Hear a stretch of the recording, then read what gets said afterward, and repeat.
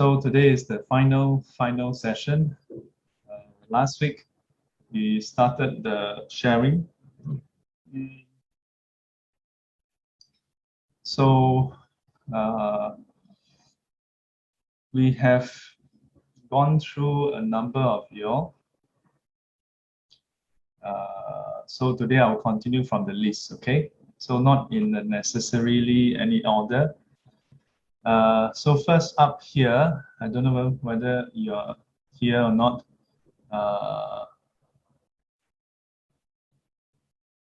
Let me see here.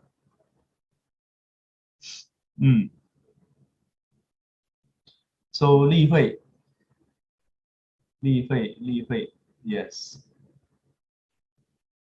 Yeah. So you can share what you have learned from the class and anything in particular that you would like to share, or perhaps something that you have learned that may have helped you deal with the 3 things you wrote down, or maybe you all can even share how it didn't work.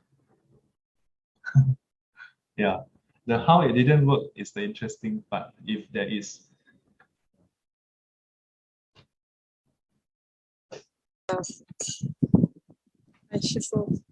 Yes. I'm a bad student. I didn't reflect on the 3 things. Sorry. And then?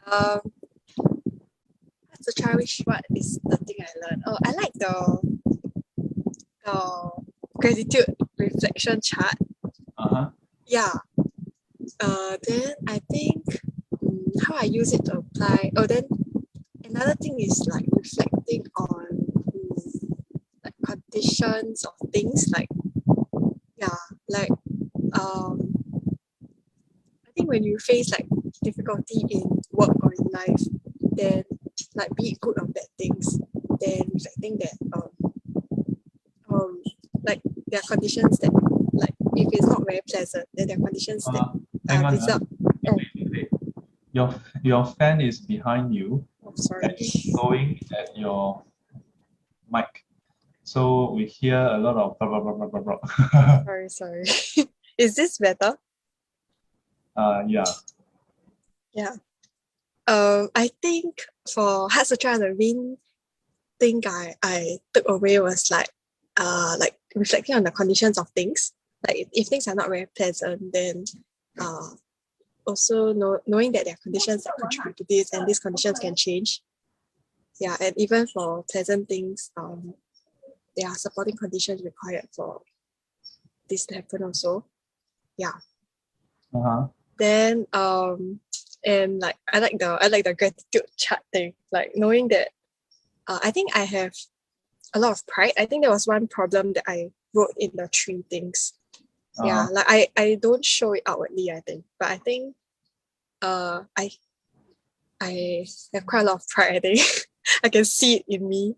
So that gratitude chart is very useful for me because it really shows that whatever I have or whoever I am, it's not like you did this or this, it's really, really so many conditions that contributed to this. And then with the gratitude, I think it helps you to tame your arrogance. Yeah, so I think I still have pride issues, but would need to reflect on the conditions that contributed to where you are. Yeah, to overcome that.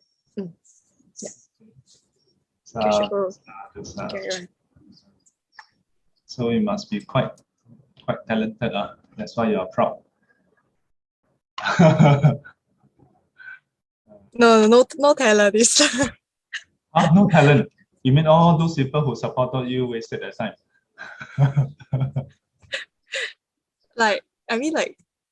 All the teachers and all your friends and so on. I mean, I'm not specific talent, but things that you manage to get through different stages of your life. Yeah. Then you mean you have no talent and you're still proud? Yeah, I am. Like, I think I am. Like I don't think I have any talent, but sometimes there's that pride. Like, Then what are you very proud of? hard to. I'm proud that um I'm. I think I'm proud that like I. Yes, it sounds very like bad, but I'm proud of like my work. Like, Okay. yeah, it's like I don't. It's not like a proper. I don't say it out or, but I feel like it's like that. Like, It's, it's okay. yeah, Understandable. Yeah. yeah. As in, I don't like outwardly say it, or people don't. I don't think people really like tell me that I'm like that, but I feel like that is. So I just want to be careful. Uh, well, it's for a start, it's good that you are aware of it. Yeah. It's just like, when people have cancer, for a start, it's good to know that you have cancer. Yeah. So having that awareness is important. No? Uh, yeah, but it's important to know that that exercise is not meant to mean that we are worthless. Okay? It's not meant to do that. Yeah. It just means that you get to realize that whatever skills or talent that you have, accomplishments and achievements that you have, it's not solely due to us, solely due to our own effort. No, but due to our effort plus countless individuals. Oh, I'm so glad that you are taking the exercise seriously. Yeah. 加油,加油. Thank you, Shifa. Okay. Next up, drum roll. Oh, okay. I will skip first. Next, Vanessa. Like, Oh yeah, thank you, Shafu. So from this workshop, I have learned about like emptiness. Like, I reflect this emptiness upon my like emotions because like I think most of the time or every day like these kind of emotions like it's kind of like obstruction from me to prevent me to like do my daily activities. So how it has this emptiness have helped me is that like when I go about my everyday life, if I face like any issues or challenges or just having any bad day, right? My negative emotions will tend to arise. But then sometimes I'll contemplate on it like I know these emotions like currently that I have is currently is like dependent arising that these emotions arise due to conditions and these conditions is also impermanence and therefore these negative emotions will also pass eventually. Like a lot of times when I have like for example because I'm now having an internship and like sometimes when something just happens at work but then after I come back home like come back to hall and then I just have a chit chat with friends, right? Then it changes everything. Like my that day, like that negative emotions suddenly like go away like that. So yeah, that's how I reflect emptiness of in my daily life. But it's also like because sometimes I also like very forgetful. Like yeah, like for example, sometimes when I face like challenges, I sometimes can forget also about like this concept of emptiness, but I try to be aware of it. Yeah. sadhu, sadhu, sadhu. Not easy to be able to apply it in our life. Yeah. Even harder to remember to apply.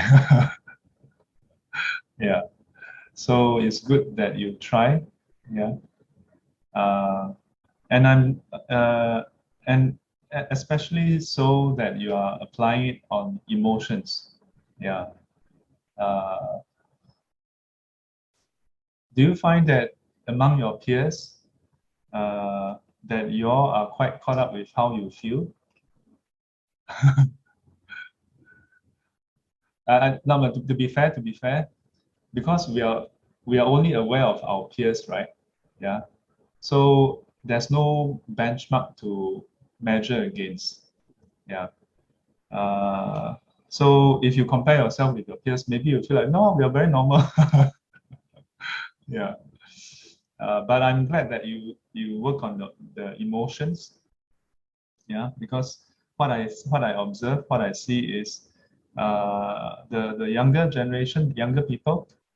Yeah, I say as though I'm already 七老八十, like I'm an old monk, but actually I'm not so old. Okay lah, a few more years, 50 already. So I think this applies not just to young people, yeah, any age, yeah, people of all ages, whether you're a man, you're a woman. If you get caught up with your emotions, then your emotion will take you for a ride. Yeah, it will bring you north, south, east, west, all over the place. Yeah, and you will not have peace. To have peace doesn't mean you ignore your emotions, yeah, but to recognize your emotions for what they are, dependent arising. Yeah, and it's not substantial. That you don't have to act according to the emotions. Your emotions make you feel like doing something, not doing something. Doesn't mean you must do it or not do it. Yeah. Even if at that moment you really feel like, oh, the same goes for our thoughts. Yeah, these two areas. 很多人死在他们的手下. A lot of people die at the hands of these two. Yeah, our thoughts, the way we think, yeah, including our opinion, and then the way we feel. I'm overgeneralizing it, but these two can be met to those who feel that they are rational and those who feel that they are more emotional. Yeah. If you solely act based on what you think, may not always be right also, because your conclusion may ignore many other things. Yeah. And sometimes we have a random thought, yeah, that give us an impetus to do this or do that. Doesn't mean it's right.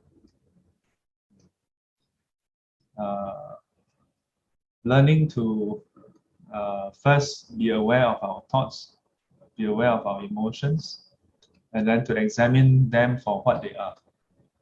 So it's not about denying our thoughts or emotions, yeah, not denying our thinking, not denying how we feel, but to fully recognize how they are, and then take a step back to decide, okay, so what? Then what? Yeah. So, 加油加油. Next, 来川. 来川 来泉啊 来泉 来川 来泉 Yes. One thing that I've learned from this hard Sutra lesson is that getting my wrong view away. Initially, I thought emptiness, like 色即是空，空是 like 什么都没有。Oh. So I always thought that 佛法 is like very 很大 like 很不可得. So I never tried to go and learn Buddhism in a way until I met Shifu, and then like Shifu tried to link all our daily stuff with Dharma. So I slowly get to know Buddhism more. Yeah. So about emptiness, now I know that is always a condition arising. There's nothing much for us to attach to. Yeah. So initially I just thought that there's nothing, like 色即是空，空即是 there's nothing there. So yeah. And then another thing I learned from this lesson is that I like the story of the two Arahant that Shifu shared about the party. They party all day, and then suddenly they have a change in their mindset and they want to 出家 like that. I think this is very similar to my current situation right now because I think I'm living very freely, like there's no much suffering, very happy and very 没有什么大事情发生哦 happy go lucky. Yeah. And then so the story inspired me also. Maybe I should contemplate more. Like I do contemplate on like this won't last long. My marriage will like will finish up. So I have to constantly do good stuff, and yeah, but no. Sadhu, sadhu, sadhu. Yeah, I'm glad that the workshop helped you um, to realize that Buddhism is not about nothing. Emptiness is not about nothing. Yeah. But it is a common misconception. It is a common misconception. Um, oh yeah, and just one thing. When you refer to the two arahants, Venerable Sariputra and Venerable Mahamoggallana, and then you mentioned that you find that it's quite similar to your situation. We should say my situation is quite similar to theirs. Yeah, for two reasons. One, because they are arahant. So we compare ourselves with them, and then we find ourselves similar to them. Yeah. So the second reason is because it happened before us. Because it happened before us, so we should say we are similar to them, not they are similar to us. Because when they happened, we didn't exist yet, at least not this life. It's just like how sometimes when people compare themselves, happen to compare with someone who is older, yeah. When you compare with someone who is older, and that particular trait or incident happened before us, then we must say, oh, I had a similar experience as you. So it's a convention, it's a convention, yeah, and also a way of a tip of the hat to the other person, in a way. But I'm also glad you managed to find the relevance of the teachings in your day-to-day. But you all must know that I'm not doing anything special. The Dharma has always been about our daily life. Yeah. I think sometimes it has to do with the conditions. Sometimes the listener don't have conditions, so the speaker don't know, nothing else to say, so you all happen to have the right conditions, so that's why whatever is said makes sense to you all. Okay, 加油加油. Yeah. Whenever you all go and listen to talks, be it given by myself or others, you must always remember, application is done by the students. Teaching is done by the teacher. Yeah? The teachers can only give examples. Application of what is learned is done by the students. So I'm glad you all managed to apply it. Okay, next. Xiaofang 在哪里啊 ？OK， 来。Good afternoon, 师父。Afternoon. So can you hear me? Yes. Okay. So when doing the interdependency chart, right, it actually illustrates how important that for certain things to happen, you need a lot of conditions. So in life, many a times, not that you try your best, things will happen. There is a lot of disappointment and unsatisfaction. So it made me appreciate the term that Shifu always use, 因上努力，果上随缘 even more, because you are only one of the condition. You can put 100% of this one condition, but this one condition can be only like 20% of the overall thing.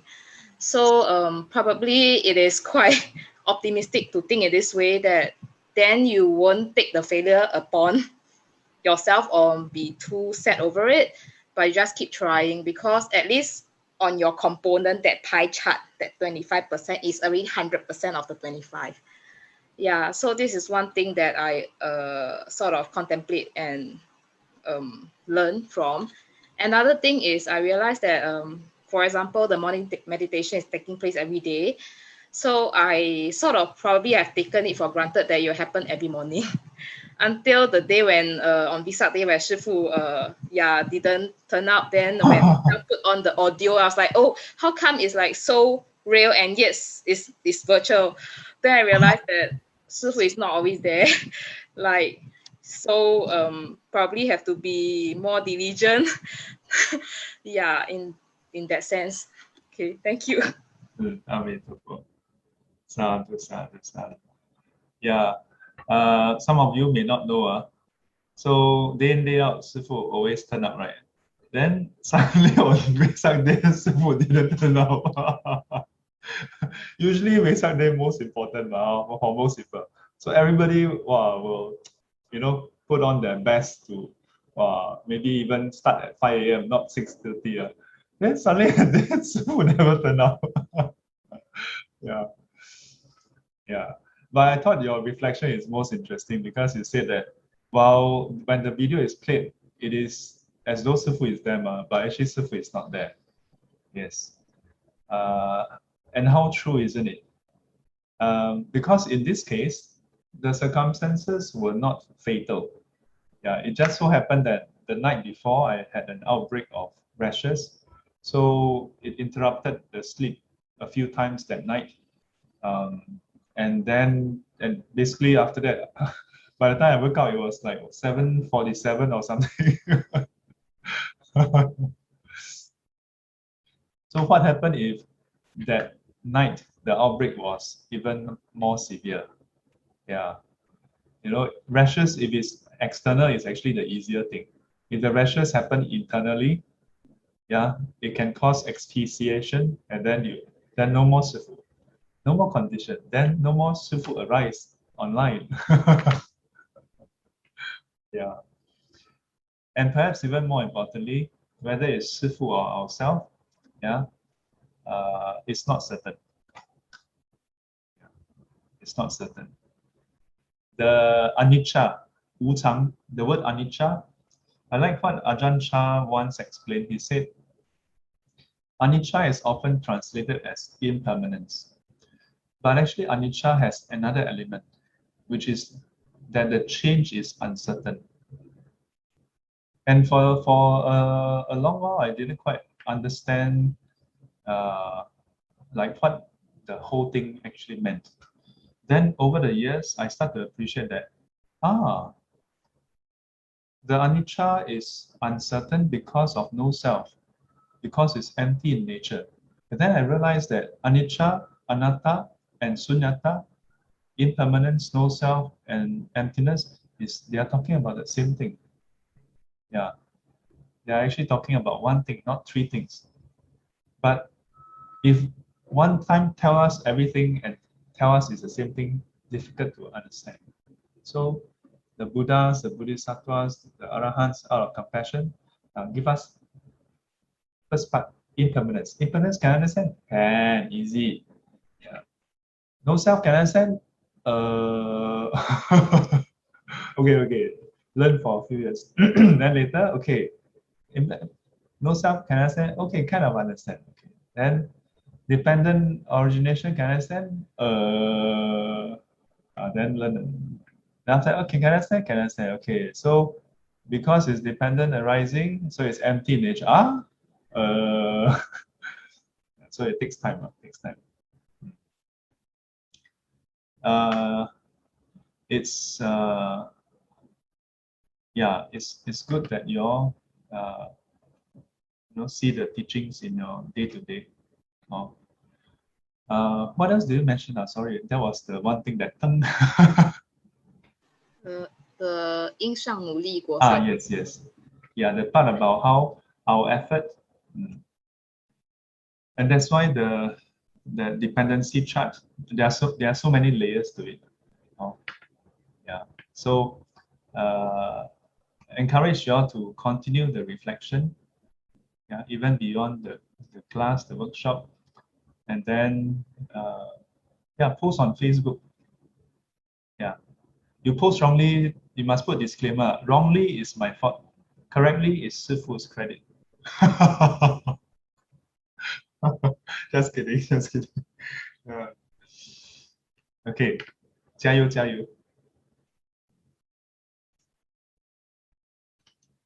Pie chart. Maybe next round I can borrow your idea of a pie chart.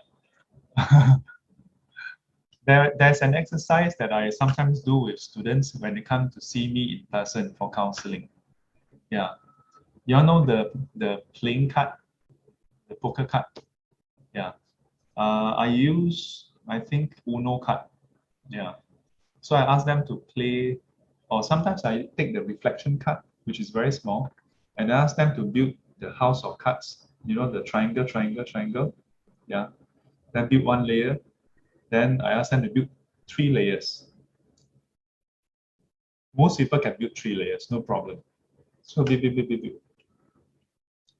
Okay, can. When they finish, then I tell them, now I want you all, the two of you, usually is when couples come to see me, I ask them to do this exercise. And I ask them to do the same exercise together. So initially they just take 2, each person do their own 2, 2, then they stand up. Then they say, no, no, no, no, no. Then crap. Then no, no, no. Each of you can only hold one card. Oh, imagine one person hold one card, the other person hold the other card, and you're supposed to form the triangle. Don't be surprised, huh? There was a couple who managed to go to 2nd or 3rd level. But it's very difficult. And that's the difficulty of life. Because practically anything that happens don't happen just because of us. We can only do our part.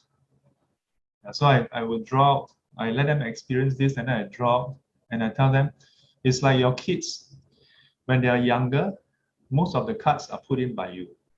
Yeah. But over time, they start to put in their own cards. And then other people start to put in cards into the stack. Their teachers, their friends. And in future, when they grow up and they start to work, their colleagues. Yeah. And majority of the cards will be by themselves, and then plus cards from others. So in the end, it may not be a perfect pyramid, you know, maybe Dong Wai Si Dao, maybe all over the place. Then how? If you still look at it as though it is built by you, then you will feel very responsible. And if your child become a very nice big pyramid or building, then you feel very proud. But actually, you just put in a few cards right at the start. A lot of the cards are through your child's effort plus other people's contribution. Doesn't dismiss our contribution, but just to put it into perspective.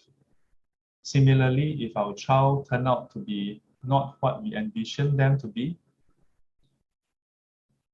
many parents feel responsible. Like, maybe if they had done something differently. Or like nowadays, you know, there are some young people, they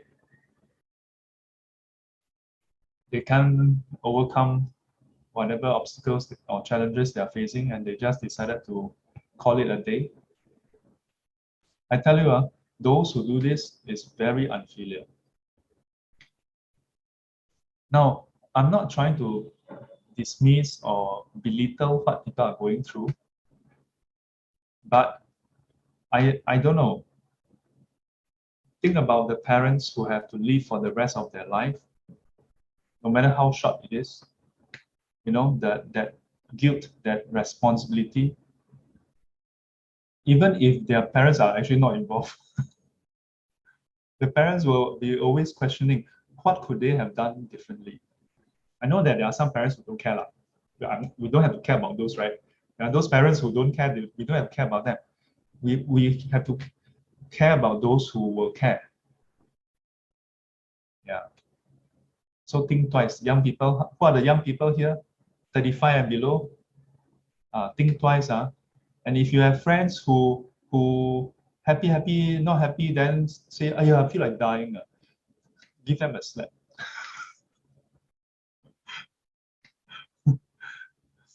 Tell them, your life is so worthless. It's a pity. It's a pity. Yeah, it's a very sad thing.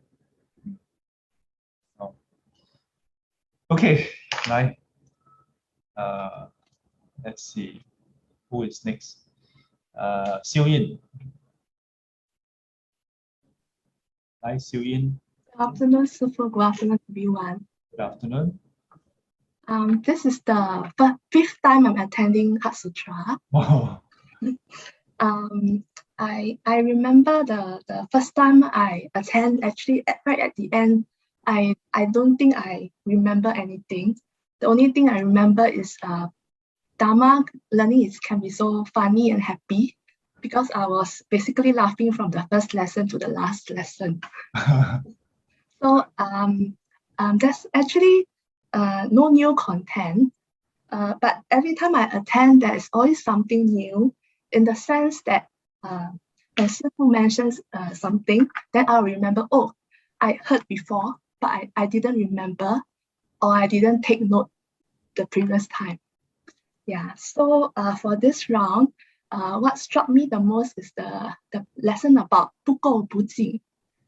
The cup, the clean cup, the empty cup. So the cup is clean or dirty. There are many conditions arising that causes this clean and unclean. So similarly for myself, right, I will tend to think about duality. I like this, don't like this. This person is nice to me, this person is not nice to me. So I'll tend to run away and avoid things that I don't like or people who are not nice to me. But actually, there are many reasons why people behave in this particular way, and also many reasons. And it's also myself, my most self-cherishing mind that, oh, I, me, mine. This person, why is this person doing this to me? It's about me. So I was also thinking about Nibbana, that Nibbana is not something after I die, is a place that I want to travel and go to. If in this life I can actually diminish my I, me, mine, this self-cherishing mind, and also be more considerate of others, be more understanding, then Nibbana can be attained here and now. Yeah, thank you. Yeah. They say that to be able to persist in something, you must enjoy it. So I'm glad you enjoyed the first session.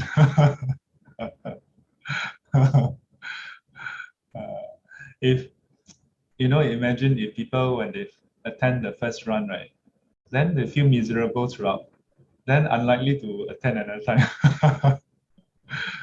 So sometimes during meditation class, when people fall asleep, then they tell me, Sifu, I don't think I can meditate. I keep falling asleep.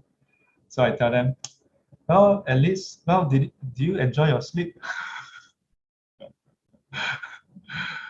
I mean, if you cannot meditate, at least you get some sleep from it. Otherwise, what do you get from it, right?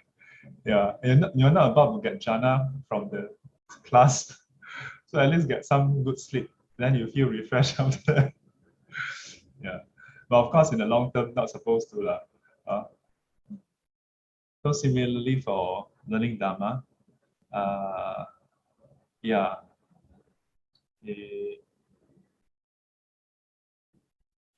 sometimes it takes time to digest.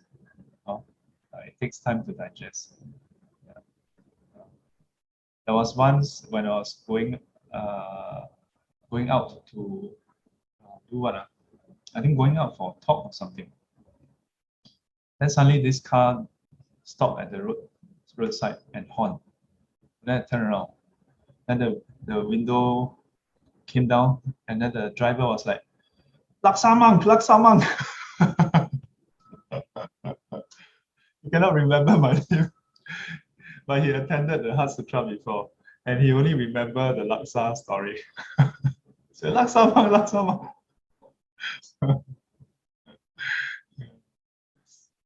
So yeah, Nibbana is possible in this life.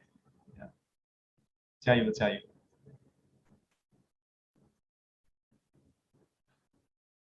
Next, CH. Who is CH? CH, right? What does CH stand for? Chun Tell me. Hok. Huh? Actually, it's my name, short, in short, Chun Oh. Hok. Chun Hok. Yeah. Oh, not Calvin Hatcher or something. Like CK, you know, Calvin Klein, Calvin Hatcher. You can come up with your own apparel line, Calvin Hatcher or something. Or Chun Hok, like Li Hua. Okay, lie. Okay, actually, this is the first time I attend this Heart Sutra class. And I like the homework.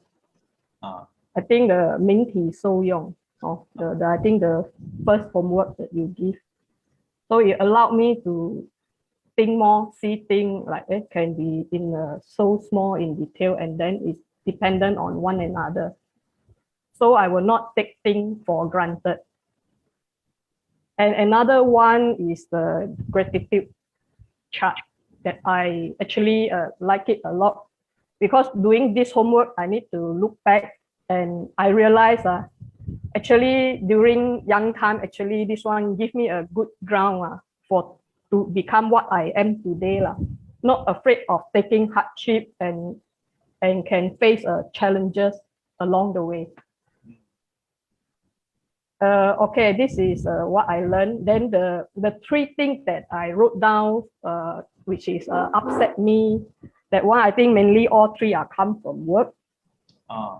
In fact, actually I'm a quite impatient person and want to get things done correct and good in a very short manner. So sometimes I have this anger when people come to me and ask me a simple question or stupid question. My anger will come so quick, show on the face before I start to speak. I think this is no good, and I will need to change this. So I think this is my maybe my lifetime homework. Then I want to change this one. I think this my sharing. Thank you.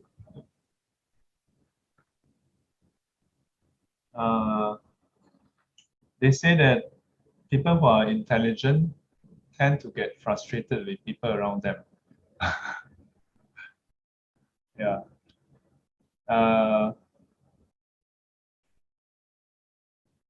You can try reflecting on the conditions for your frustration. Yeah. You mentioned about impatience, right? Maybe you can try reflecting further on why you are impatient.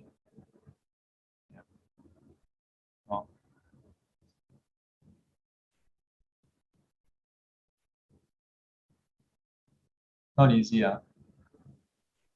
Yeah, I know, not easy. I will try to. That's why I say it's a lifetime homework. Yes. That's a very good attitude to have. Because I see this in the thinking there's a 照见五蕴皆空. I think I will try to remember this by heart. If I know my anger is going to come out, then I will go to this word first before I do anything else. But it's so sudden, can come so quick. It's an immediate response. This is bad because sometimes it will create little fear to the colleague or to someone that want to speak to me. Then their idea gone. Yeah. You know, there's this short video that I watched about this Indian boy, and the title is "What Do We Practice?" Yeah. Some of you may have watched it before.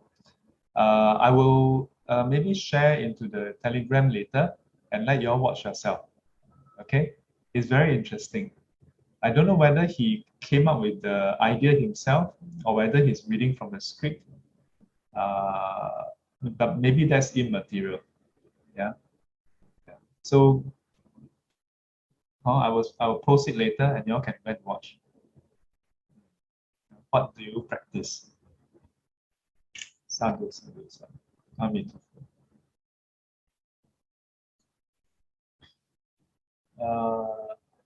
Kui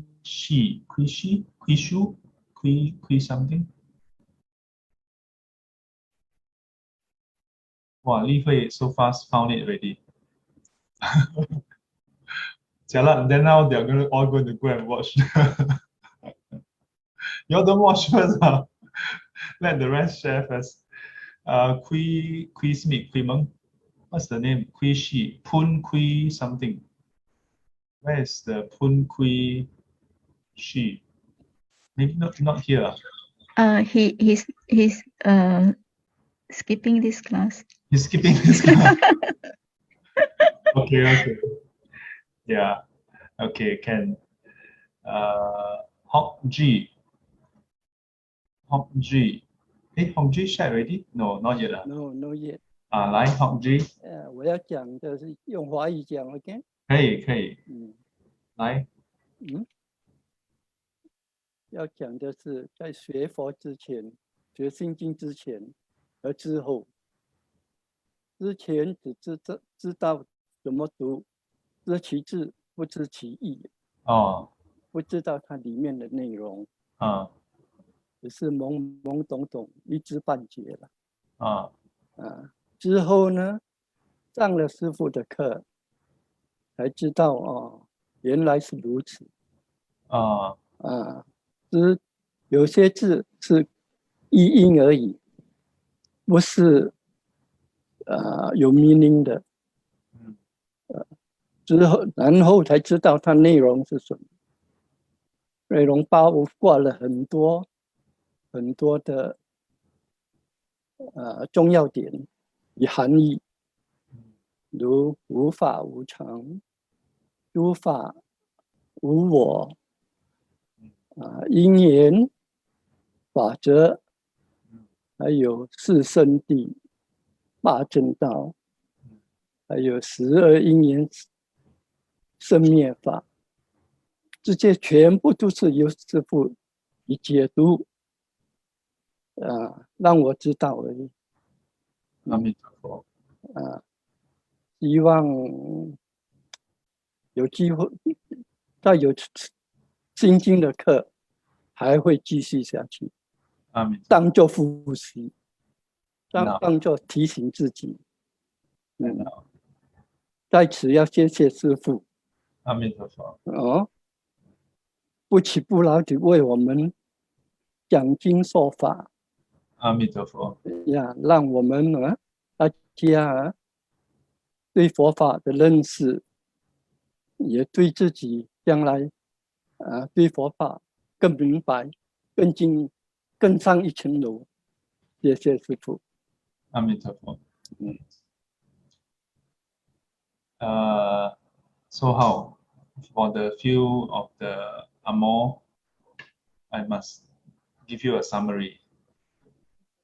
He say very good. Thank you very much. So he shared that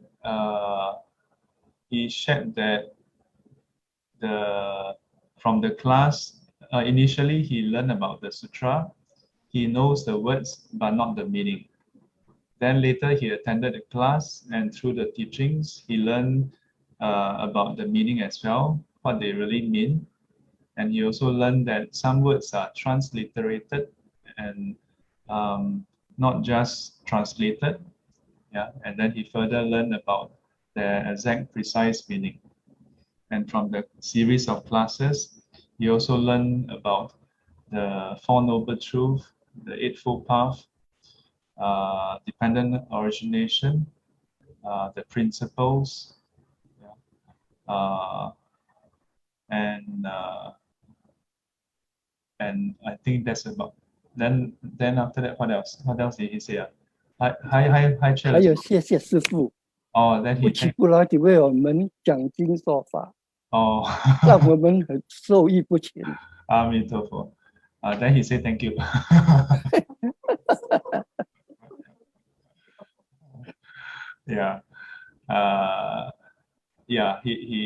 He's thankful for the effort put in to teach. I'm also appreciative of you all for attending the class, especially those who have attended before, because it helps those who have not attended to build up interest and faith to attend. Yeah. And by attending 1 time, 2 times, 3 times, 4 times, 5 times, 6 times, many times, it can then you can then have time to digest, internalize, and over time start to embody the teaching. Yeah. 师 Yes, 父 Bobji. 已经上了5次了。Oh, you also attended 5 times, huh? Yeah, 4、5次了。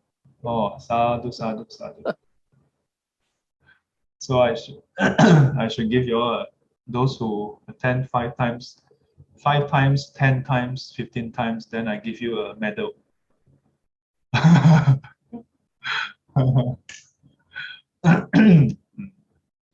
加油加油 Yeah. I Kim and Hok Ji, yeah, they're my old student. not talking about age, but they attended classes for quite some years. Very good.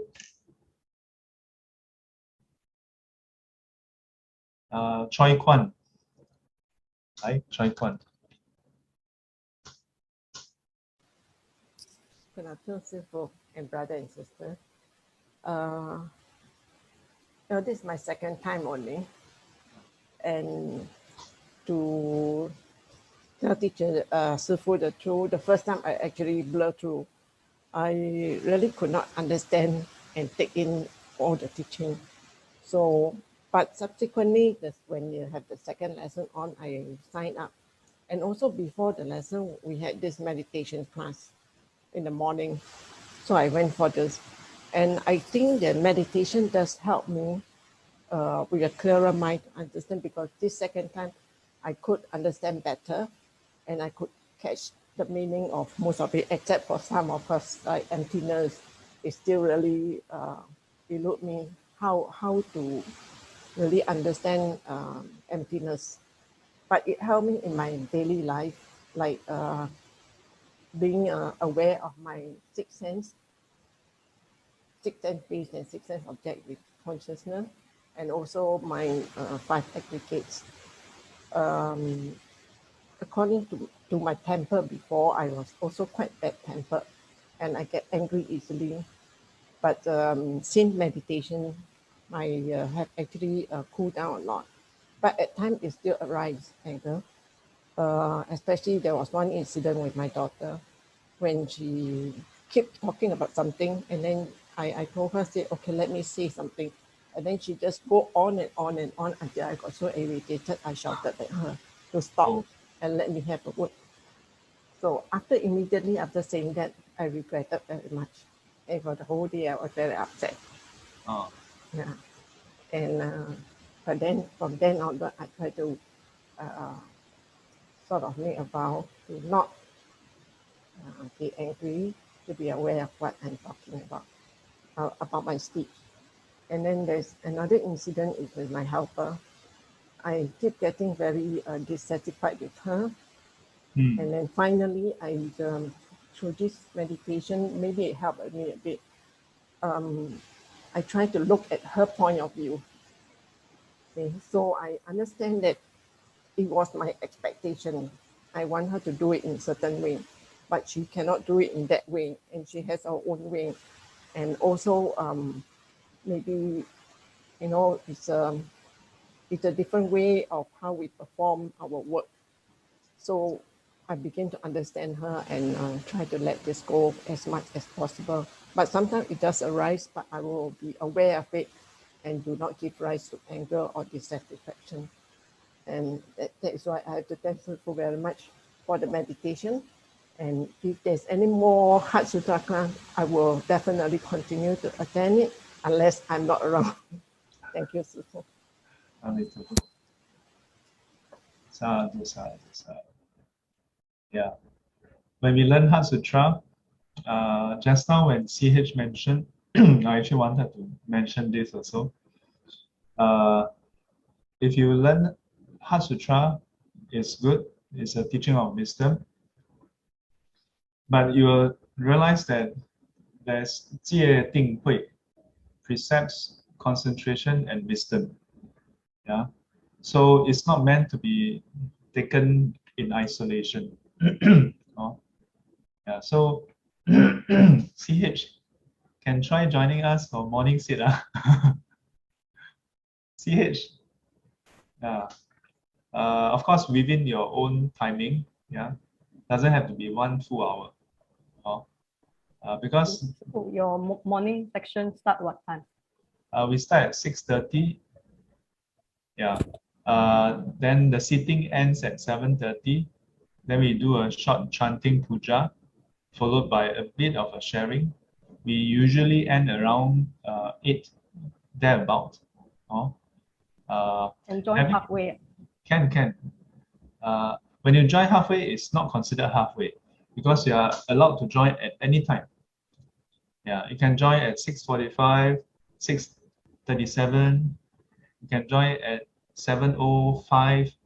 You can join at 7:23 and a half. Can, no problem. Yeah.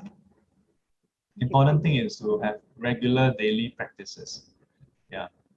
Then over time, this start to sink in.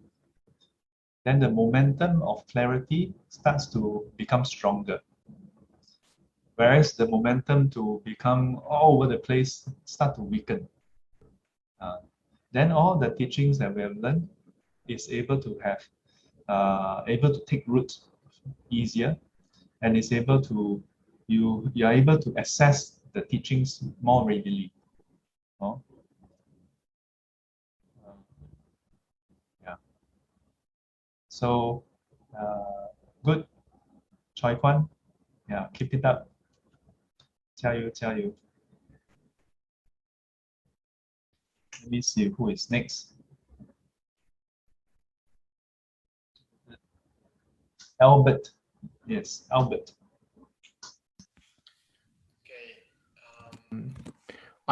It's my first course and I'm quite new to the Dhamma. So first I would like to thank the conditions for me to meet the Dhamma, because that changed my life so much, to good, of course. Wow. Yeah. So well, about the class, it helped me a lot to organize the teachings, because I have been reading books and sutras and some stuff, but there was a bit of a mess in my head. So it was very good to put it in a nice order so that I can understand it better. Then, well, I realized that knowing, understanding one thing is not the same as doing the things in that way. So I may understand something, but not really acting that way. And that was making me a bit upset sometimes with myself, because I was not in line with what I understand. And maybe the last thing I want to share is that, when I started the course or the Dhamma, I was used to like a lot certain things. A lot, but what? A lot, actually climbing. Okay. Oh, climbing. Yeah, ice climbing, and mountaineering and all of this. And today, or these last months, I find myself like not very interested anymore on that. And this is, is a bit shocking to me. And I realized that I have a lot of friends that the main thing we share is this climbing. So I realized that maybe I will not meet them much more if I stop climbing, which, there is a bit of conflict there, but I'm happy at the same time because I'm feeling better. No need to climb to feel good. Yeah. Okay. That's it. Thanks. Sadhu, sadhu, sadhu.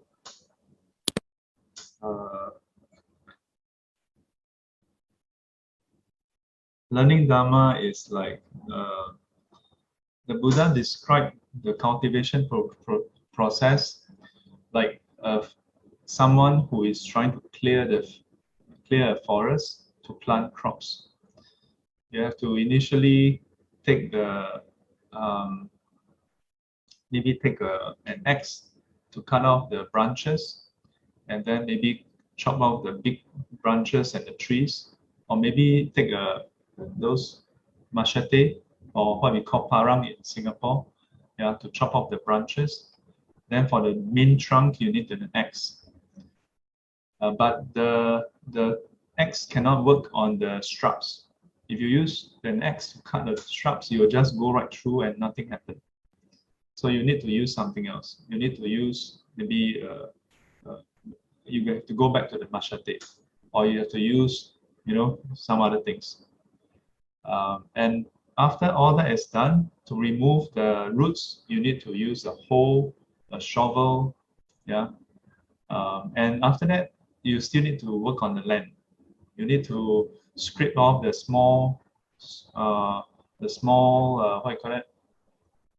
Pebbles, rocks, yeah, with a scrape. And then you need to get on your hands to pull the weeds. And if there are other chunks of rocks, you need to do other things. Then you need to use something else to loosen the soil.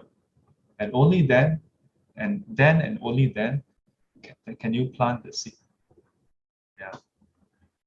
So whether it's for Albert, or for Hok Ji, yeah, or for Li Hui, or for any of you, or for Choi Kwan, if you find that when you come for this class, you seem to learn something, you must know that there are many other things you have done in the past that has cleared the forest, that has cleared the soil. Then Shifu just happened to be the one to just pass you the seed. Shifu, not you planting the seed. No, you must plant yourself. I just pass you the seed. I didn't do it. I just pass you the seed. I just do the simplest part, pass you the seed. Then you still have to plant the seed. Yeah. But some of you, maybe you haven't done enough clearing. So when I pass you the seed and you try to plant into the soil, it cannot grow. But the seed is there. Yeah. Or maybe you cannot even stick it in because it's not soft. Yeah. So the seed is on the ground, but not in the ground. Yeah. So each of us, we experience the teachings differently because of all the different conditions. Yeah. So I'm glad that you all have gone through what you have gone through, yeah, to be able to reap some benefits, including, like Albert said, that having the class help him organize what he has learned. Yeah. You all must not be mistaken. There's an important part here. It is because he has read so much that the class can help him. If he didn't read anything, then there's nothing for him to organize, isn't it? No? So sadhu, sadhu, sadhu. Keep it up.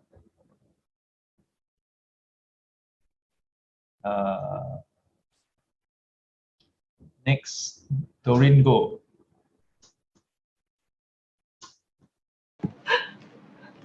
Like Shifu. Okay. For me, I think I've learned this sutra for a long time. Since Shifu started EKMS, but I think I'm already quite slow in catching the ball. Can you hear me? Can. Okay. So what I learned from the dependency, the who am I chart. From the very first time I do until now, you can see that actually the role that we play has been increasing or changing, and it's a good way to do on reflection. And yeah, that everything we do, who we are, is actually dependent on many conditions to know that.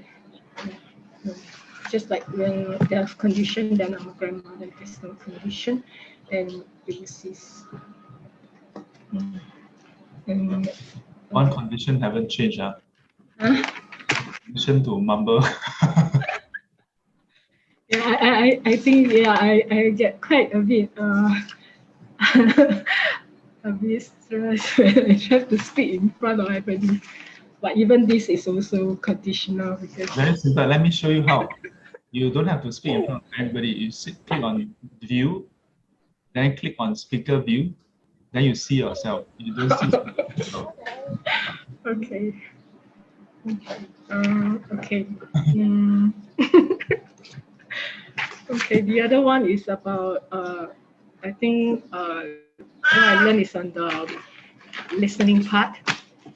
Because for communication to actually go through, you really need to listen, which I think most of the time when we listen to something, most of the time we will tend to react instead of paying attention to what the other party has to say.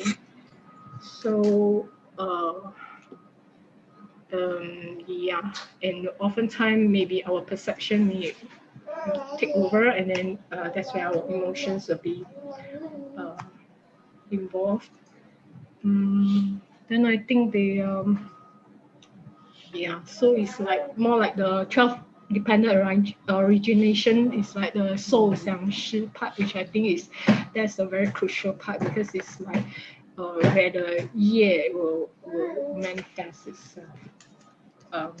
If we cling on to whatever we think is based on our perception, yeah. And I think for me is for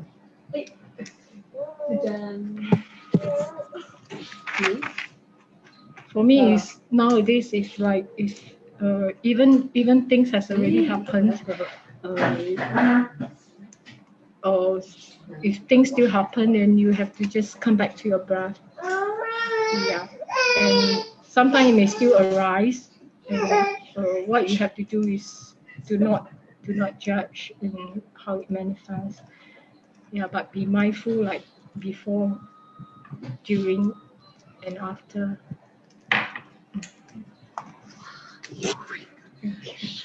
During is a bit difficult though. Yeah, sometimes. But I think by keeping yourself quiet a bit through our practice of mindfulness, we can help ourselves to pay attention and listen first. Sadhu, sadhu, sadhu.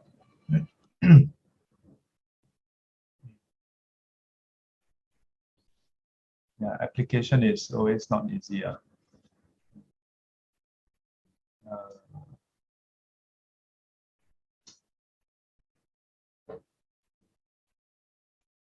Vicky and me, like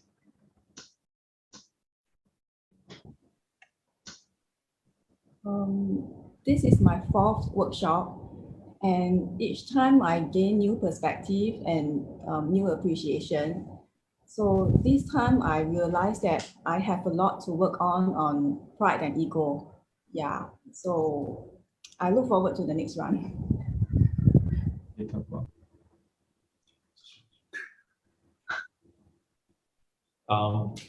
Thank you, Sifu, for the seed, and I'll come back for more seeds in future classes. It's already my 3rd Hatsuta class, and I still have new things that I picked in this class, and also new realization, probably because I have attended more Dharma talks. So I'm able to relate more and understand better. I'm grateful that Sifu spent a lot of time and give detailed explanation when I attend the first Hatsuta. Sifu spent a lot of time, I think many lessons to explain on emptiness. And that really drew the concept in my mind and built a strong foundation, I should say, on this emptiness. And because emptiness is mentioned very frequently in other suttas and other Dharma talks. So the understanding of emptiness, impermanence, and no self are very useful.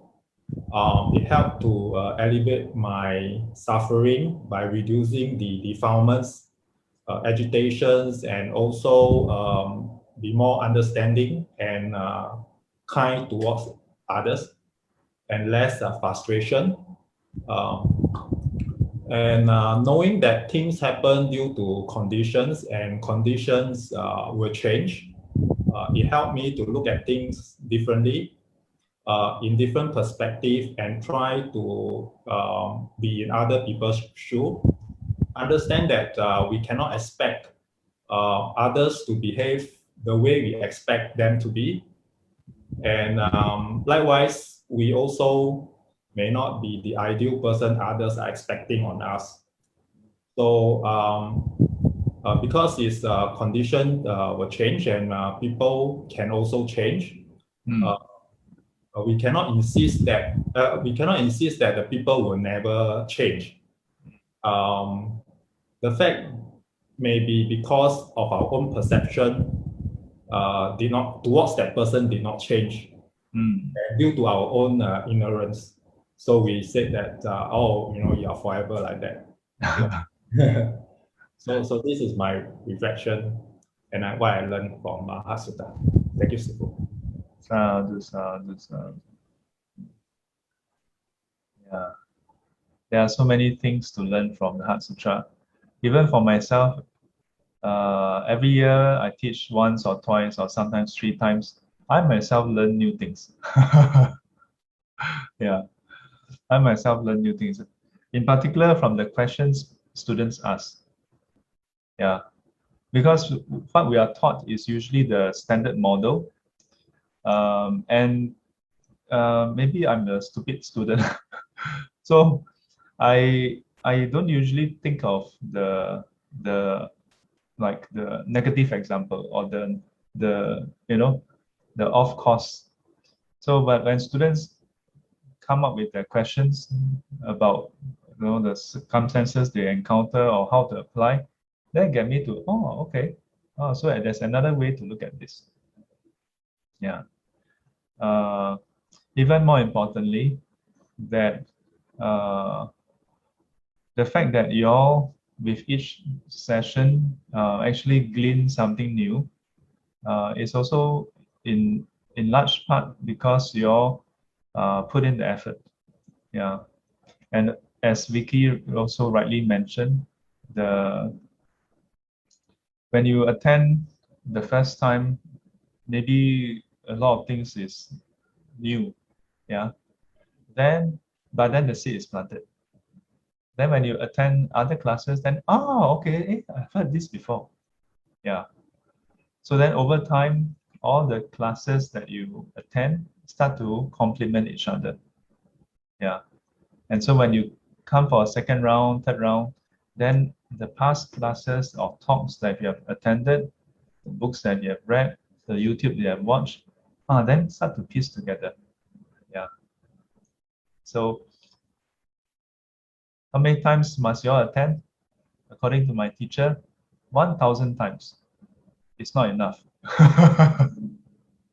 Until you attain enlightenment.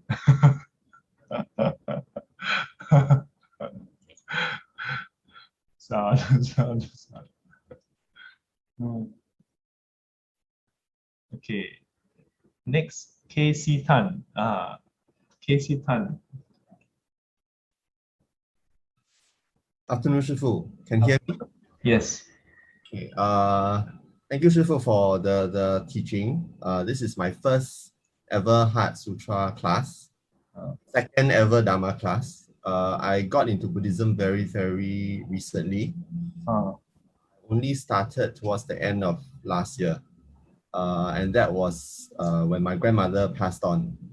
So I was on duty. And then I noticed that behind the coffin was the Heart Sutra, the full Heart. Yeah. So on duty, 3 a.m., nothing to do. So I went to go and search. And I started to find, actually it's quite interesting. And to me, it was surprisingly scientific.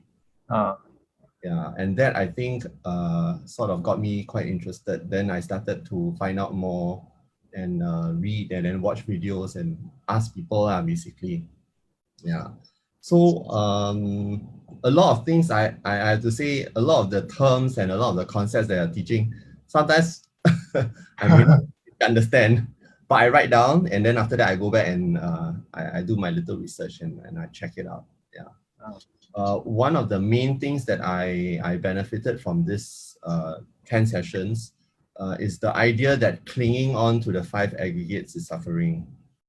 Yeah, so when I look at the 3 things that I wrote down, actually it's very similar to what a lot of brothers and sisters have shared.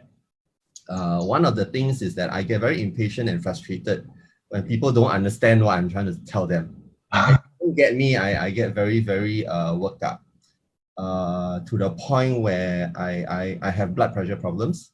So I will get throbbing headaches and I have to take medication to calm myself down. So it's that kind of suffering lah, right? So I went to investigate why am I actually feeling like that? One of the things is that, like what was previously shared, maybe it's the perceptions and expectations that you need to understand what I'm talking about. Surely it is so clear, right? How come you don't get it? Yeah.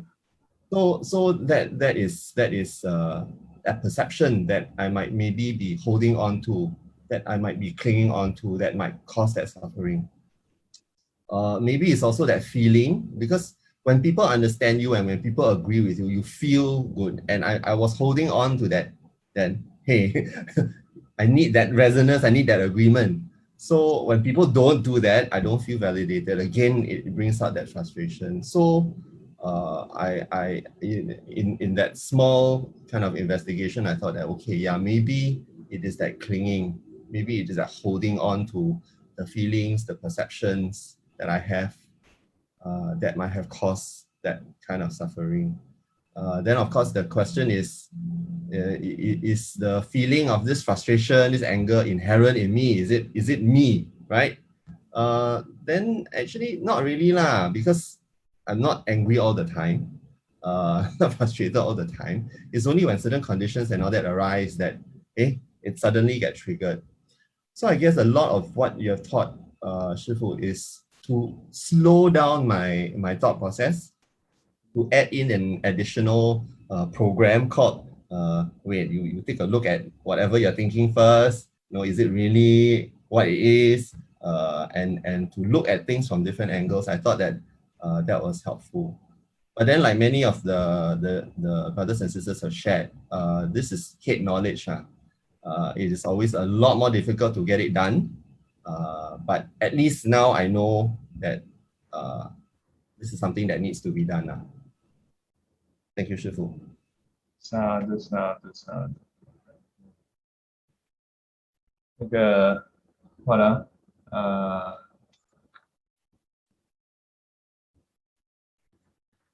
I can't remember the idiom, but basically a journey of 1,000 miles starts with the first step. Yeah. Getting the idea first, that's very important. Yeah. What do you mention about? How come people don't understand? How many of you feel this way? I see quite a handful. You see Sifu also raised their hand. Yeah, you have no idea how many times I tell people, yeah, I'm speaking English. When you explain something, then they say, I don't quite understand. What do you mean? I'm like, I don't use bombastic words. I use English. What's wrong with you? Yeah. But it's good to, for a start, question yourself, to check. Yeah. And I like the way you put it, inside the program. So in a way, when we learn Dharma, we are doing that. Install an antivirus software.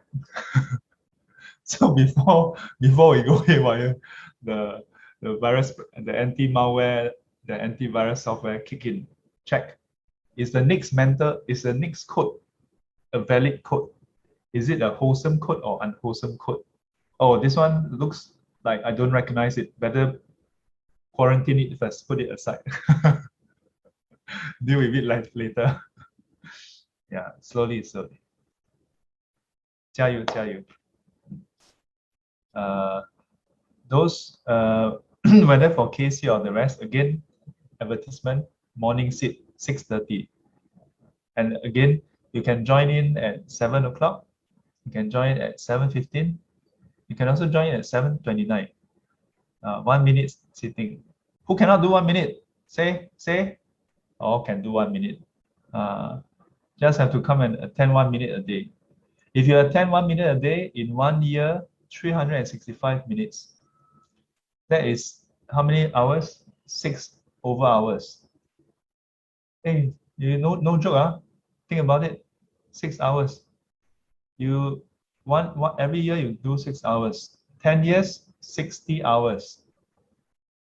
30 years, how many? 180 hours. Maybe you need 10,000 hours to get somewhere.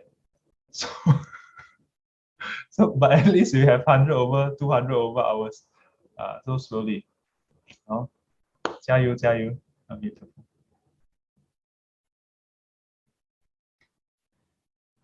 Psycam next。笑到这么开心。Thank you, Shifu. I'm happy because my swab test was negative. Oh, congrats. I'm staying in Hougang, in case you are wondering. What happened in Hougang? Hougang has a new cluster. New cluster coming up from the block 506, which is about a road and a few blocks away from my house. And block 511 happened to be one of the blocks that the staff and things have to go for tests compulsory. And I happen to go and tapao food from the coffee shop sometimes for my family. So to have a peace of mind, yesterday I went for the swab test. And the result is negative. So that's why I'm very happy. Yeah. Otherwise, I'll be in hospital. Yeah. Being in the hospital is the least of concern. Yeah. So actually, I would like to thank Shifu for conducting this Heart Sutra. This is my second time. And I agree with Choi Kwan. It will be an ongoing revision class for me because like Shifu said, first time you attend, you listen, you can absorb a little bit. Maybe you just have the knowledge, but you don't really can apply to your daily life. And I also make the advertisement. The ability to apply to daily life comes with meditation daily. So please do join the daily meditation. It is very, very helpful for myself. Yeah. Because through the meditation, really, although I cannot fully sometimes it's after the incident, then I reflect, oh, I shouldn't have done that. But at least I know that I'm not doing it correctly. And I want to go and change it if given a chance. Just for an example, the other day I was at the supermarket and then condition arise, I was queuing up and then supposed to have 1 meter social distancing. But the guy that is queuing behind me, it's a different race but I don't know whether it's because of races or what, but I won't comment on that. Me and the counter girl is having some conversation and then he just started to put his things onto the table and then moving very near towards me. So we are all looking at him with that, that look. And then we were conversing in Mandarin with the counter girl. So he got a bit upset after that. He thought that he can sort of like hear what he able to interpret because he can understand from Chinese, I suppose. Oh. So he started to comment and said in English that in Chinese that 我知道你讲什么, 我知道你讲什么, that kind of thing. Yeah. So the counter girl immediately apologized, but I didn't. The stubborn I think that I'm not in the wrong. You are the one that is supposed to keep the 1 meter distance apart from me. This is COVID. Aren't you?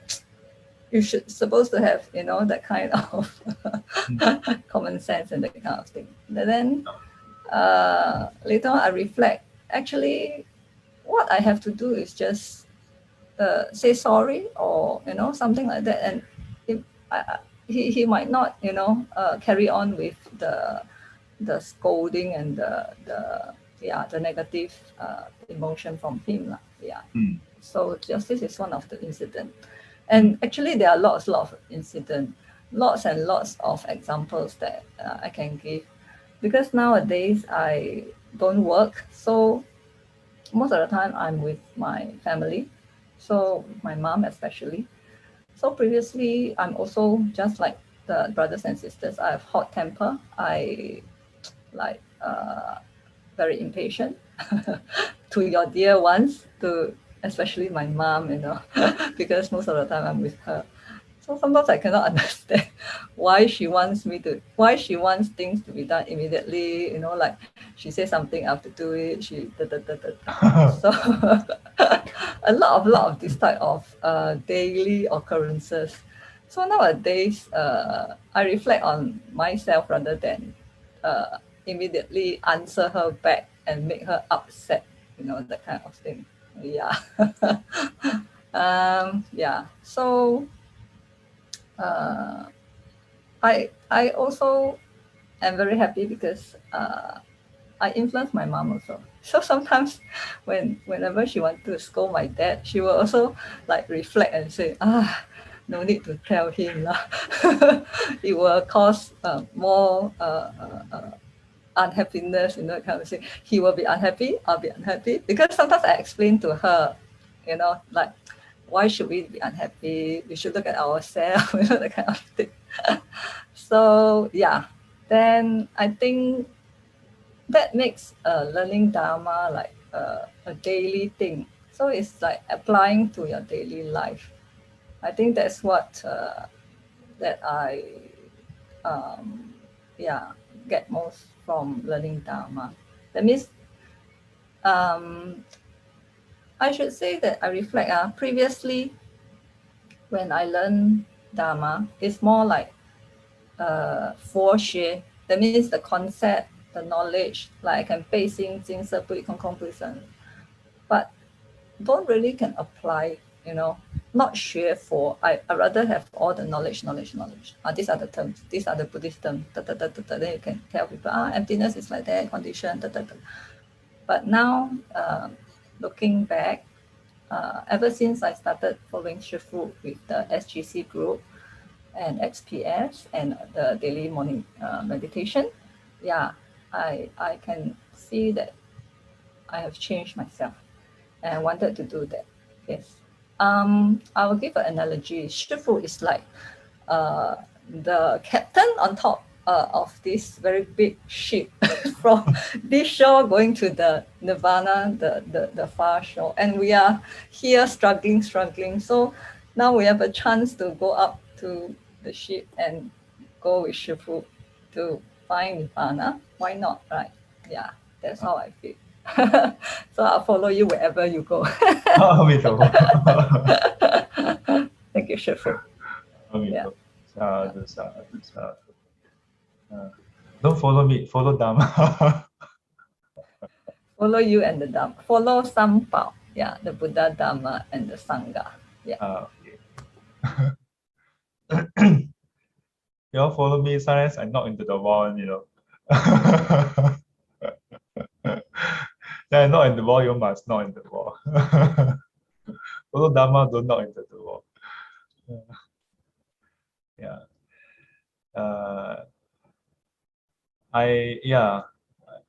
I was I I'm very heartened whenever I hear from students how you all learn the Dharma and how the Dharma benefit you and help you look at things differently, and as a result lead to a change in your perspective, lead to a change in the way you carry yourself, the way you react, the way you respond to people and circumstances. Yeah, and I must say, the fact that your mom also changed must be in turn because of some changes in you. Yeah, many times students ask, 师父, how do I get my Dharma is so good? How do I get my children to learn Dharma? Yeah, yeah. It must come from ourselves first. We must learn Dharma first. Yeah, and but it's not overnight. Oh, because today you learn and today you change, then tomorrow your son, daughter, hey, mommy, I want to go to the not possible. It takes time. It takes time. Over time, like I always say, people are not stupid. Yeah, whether it's our friends or family, our children or our spouse or even our parents.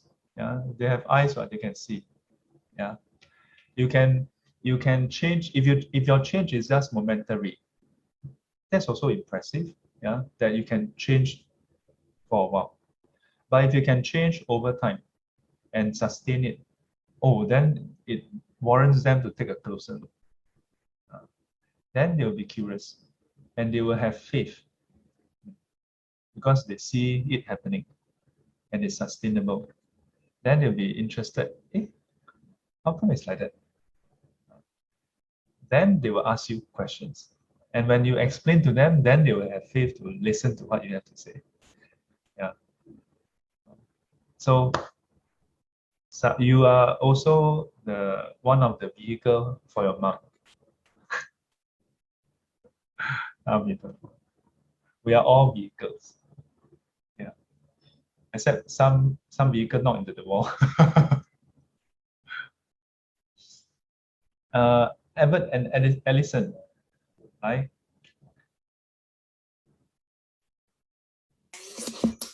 Good afternoon, Chifu. Is the audio clear? Yes, I can hear you. Okay. Well, I wanted to share just two things. The first one is that the benefits of learning the Dhamma, I would say that cannot be denied.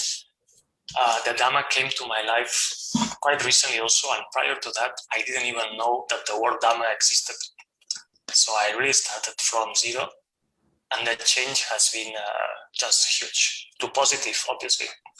So for this, as Albert said, I'm very grateful that I encountered the Dhamma at some point. And more precisely on the emptiness teachings, during this last course, it came the realization that this notion of the self and the attachment to sustain it and to give it certain shape and color, that's really the main source of all misery out there. For me and for the rest. Main source of? Of misery and suffering. Okay. Yes, and at the same time, I'm puzzled how it's possible that my views before knowing the Dhamma were so distorted, so far off from reality. It's almost inconceivable. And I see it not only in me, also in the people around who is not in contact with the Dhamma. It's just living in a totally fantasy world, nothing to do with reality out there. And it's a bit shocking how different this can be. Yeah, that's the main point. Sadhu. Wait, is that the 2 points? You said you have 2 points? Yes, the first one was the benefit of the Dhamma that I experienced, and the second was this about the view. Okay. Yeah. The Dhamma, the truth that the Buddha has realized, the Dhamma itself has that effect. That's why the Buddha described in the teachings, it is like someone who is blindfolded without vision, and then another person would take a dead carcass and put around the body, around the neck, and the person may feel that, oh, it sounds so nice, so comfortable. And then one day, if the blindfold is taken off, then you're like, oh, what is this? Yeah. So, and that's why if we use the Dharma directly, then it changes the way we look at life, and our attitude, the way we relate to life itself would change. And then if we were to look at how others are still blind to this, yeah, still the Dharma, the truth is still unknown to them. And then on one hand, we can say that we have compassion for them. On the other hand, we may also have some understanding. We can become more understanding why they continue to behave that way. Yeah, again, it's from the angle of dependent arising existence and emptiness. Yeah, because they haven't seen, that's why they continue to act that way. So wisdom is not always dry. Yeah, but it's just a matter of whether we use the wisdom, yeah, the way we use the wisdom. Yeah. I think, in particular for Edward, it's been how many years? A few years. First contact was early 2017. So it's actually quite recent, and the changes I've seen over the years has been quite tremendous. Yeah. Thank you.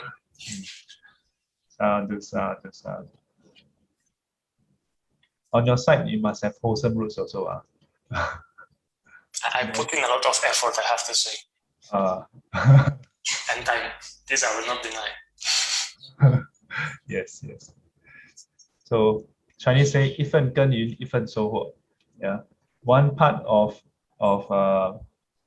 plowing, one part of the reaping, yeah, of the results. Okay. Hey, Alison, hi. Almost skip her. Hey, before you continue, hang on.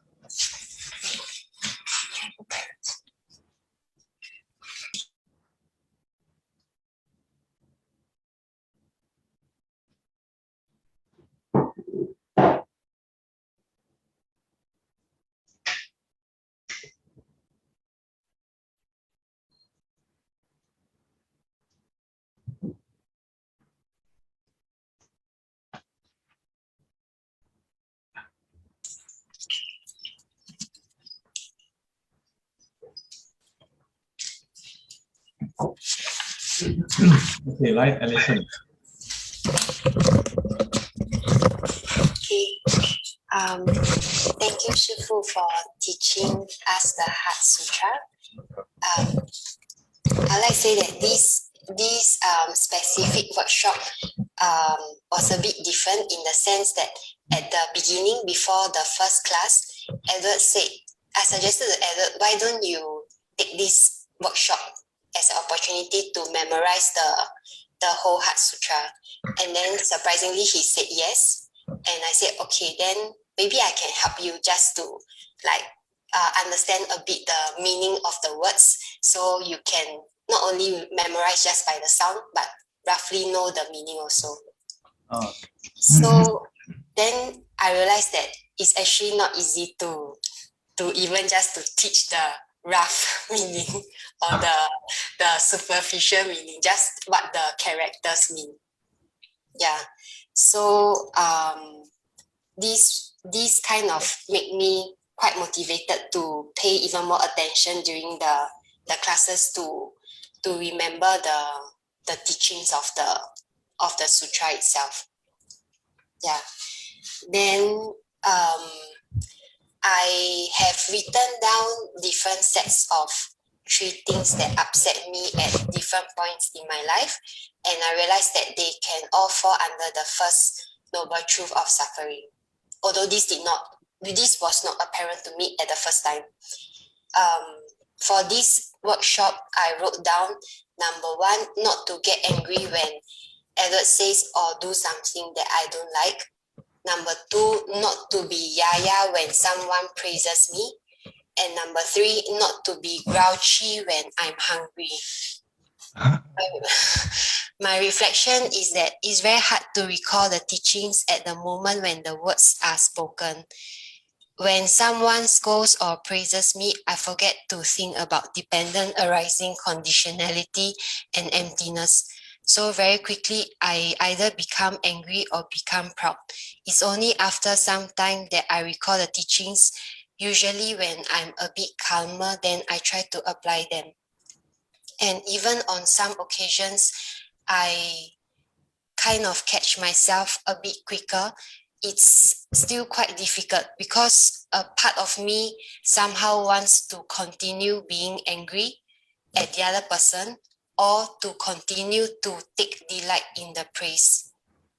I hope that, I would like that one day I'm able to immediately recall the teachings at the moment when the words are spoken. So then I do not give myself the chance to go up and down and then end up doing stupid things. So I realized that maybe the only way to achieve this is to keep on reflecting on dependent arising and emptiness until it becomes a mental habit. And to do this, I guess I have to stop being lazy. Yeah. And this is the main reflection. And then the last thing that I would like to share is that for every Heart Sutra workshop that I've attended, Shifu has always shared the story about Venerable Sariputta and Venerable Mahamoggallana. And every time he shares it, I always feel quite inspired. So this time was not any different. But at the end, in this course, then he said, but Shifu said, don't need to be envious of them. You can start now. And then I cry in the class. I don't know why. So, and I think this was a very good moment for me. That's all. Sadhu, sadhu, sadhu. All the tears that we have shed in samsara can fill up the 4 great oceans, but they are in vain. Whereas this kind of tears will not be fruitless. Hopefully. Yeah. Like those who have attended this class for many years, many cycles, you'll notice that the content hasn't changed. And like I always tell people every year, last I checked, Heart Sutra hasn't changed. The principles haven't changed. Yeah. So I cannot change it. The examples may change. Yeah. Although I also don't change the examples much. Some of the exercises are new over the years. But it's when we really put in the time and effort, yeah, then you start to reap the benefits. I think when was it the Heart Sutra when you went to the Buddhist library to consult me, or various different streams? Again? Back then, when you went to the Buddhist library to consult me, was it in part on the Heart Sutra? No. No. When I first started was not the Heart Sutra. Different things.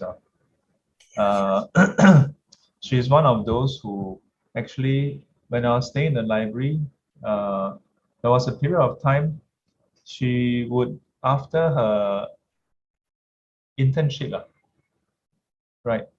Yeah, after internship, she would go over to the library and ask me Dharma question. And then she will write down notes. Then she will go back. She stayed in Woodlands last time.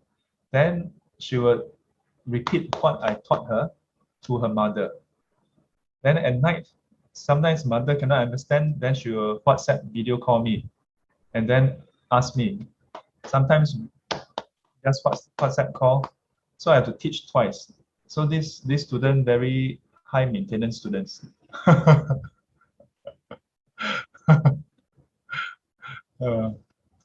Yeah, and over the years, yeah, is similarly that for Ellison is over a longer duration of time. Yeah, really quite a bit of transformation. Yeah. Can share with them some of your adventures. Yeah. So at some point, yeah, to be fair, I must say, so at some point she was actually working in KPMG as an auditor, right, Kibo? Yeah. Then after half a year, she was like, Shifu, cannot take it anymore. So I was like, half a year, you can't gauge whether you're suitable or not. You know, she's like, no, I don't think this job is for me. I'm like, no lah, half a year is too short. You must at least do 1 to 2 years, you know. So she, okay, she tried. Half a year later, again, so I don't think cannot. So in the end, you work for 2 years, 1.5 years, 2 years? 2.5 years. 2.5 years. Yeah. Yeah, so after 2.5 years, she left KPMG. As you all know, KPMG is one of the big four. My time was big five. I think before that was big six. Yeah. My time was the Enron case. Arthur Andersen collapsed. Yeah. And I had a friend who was in Arthur Andersen outpost in US and Jose. So I always tease her, last time I always tease her, are you one of those who were shredding the documents? Yeah. Audit line is difficult. But I think it's not because of the difficulty in work that she quit. Yeah, because she could have easily done other work. Yeah. So most people measure success by, oh, what kind of salary you're getting, what kind of house you are living in, what kind of car you're driving, you know. Yeah, but that's one way of measuring success. But I see a different success in them, Everett and Ellison. Yeah. Oh. Yeah. Hope you have a smooth journey in the pursuit. Yeah. Sadhu, sadhu, sadhu. Thank you, Shifu. Okay, next.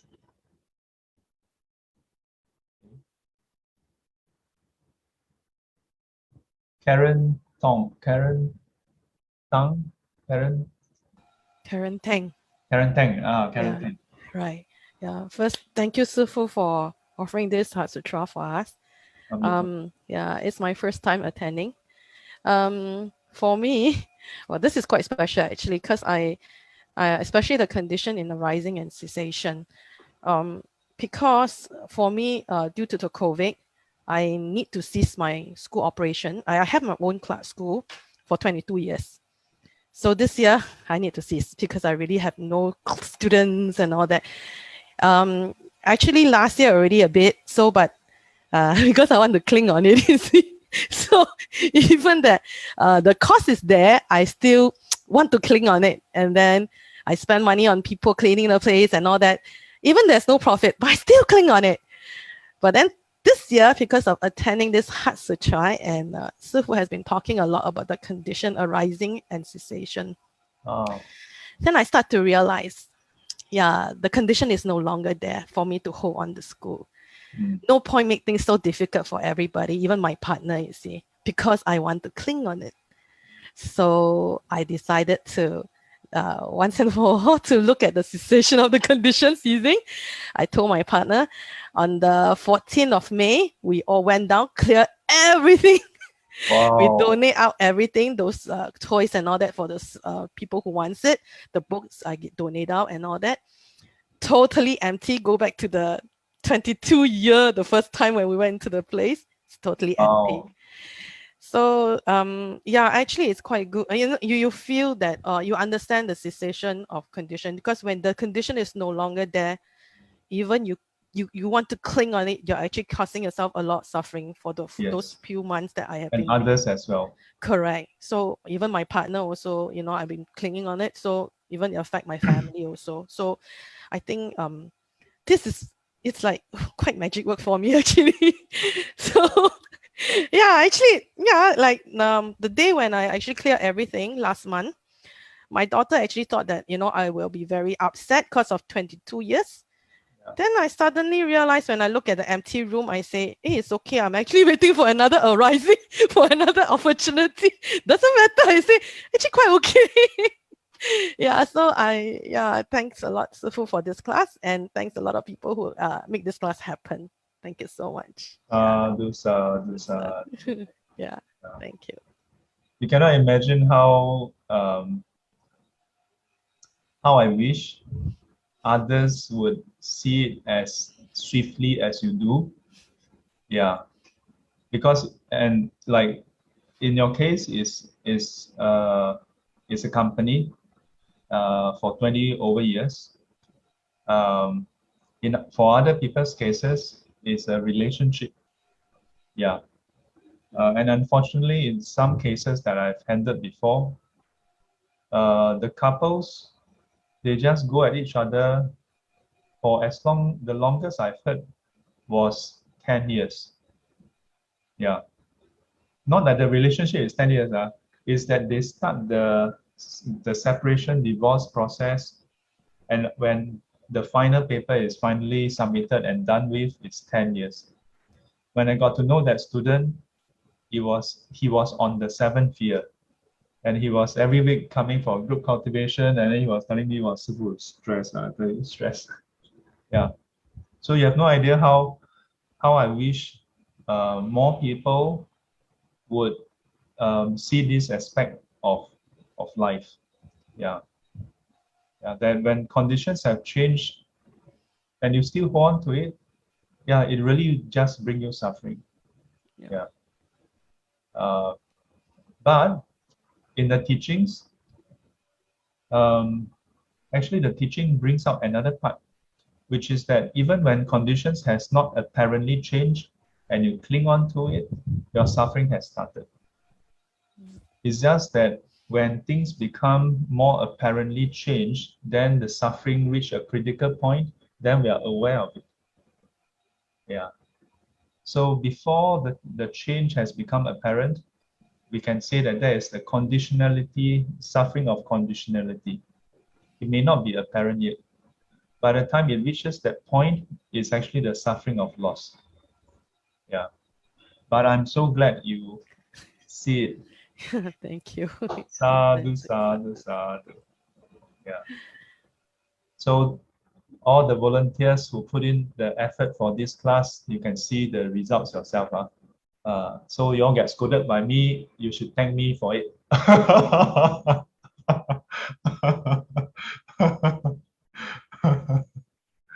Me too.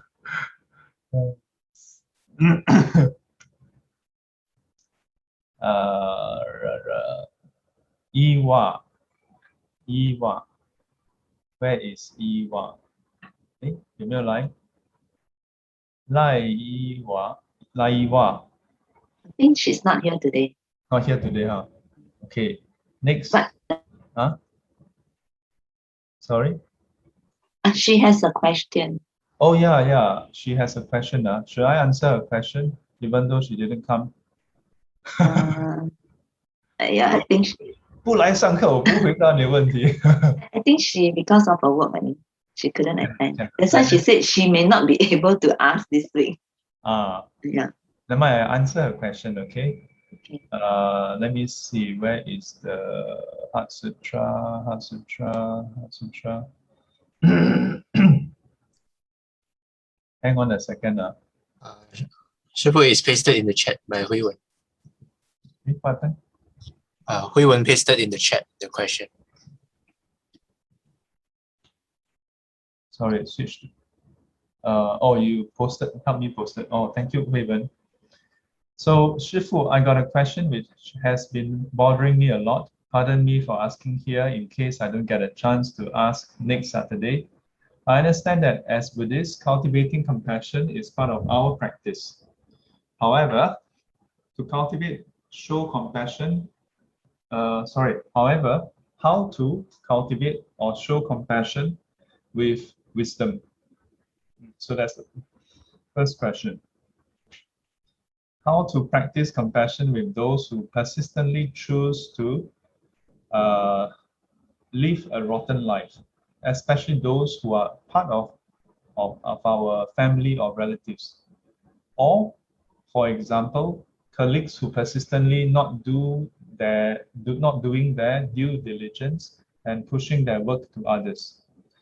Which, when is enough, is enough. Is it wrong to walk away, especially if the subjects are family or relatives? Thank you, Iwa, for asking this question. Unfortunately, there are more people than there should be who are facing such predicament. Yeah, and it's especially difficult when it's our family members, yeah, or relatives. And I should say that for many people, it's not even a question of compassion or not, because family, how can you, 见死不救? Yeah, see people die, don't help. A very direct translation. Yeah, it becomes even harder to decide what is the right thing to do. I've counseled, unfortunately, I wish I don't have to, or rather I wish there are no such cases. But I've encountered a good number of such cases. One in particular, she broke down while sharing during a retreat. She said that her son would come to her every 1 or 2 weeks for more money. One time is he run out of money. Another time he say he want to start this business. Yeah, so he needs some capital. Another time he say the business is not doing well, need more money.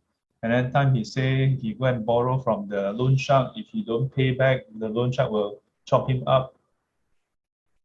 So how? And then he said she was like totally losing it.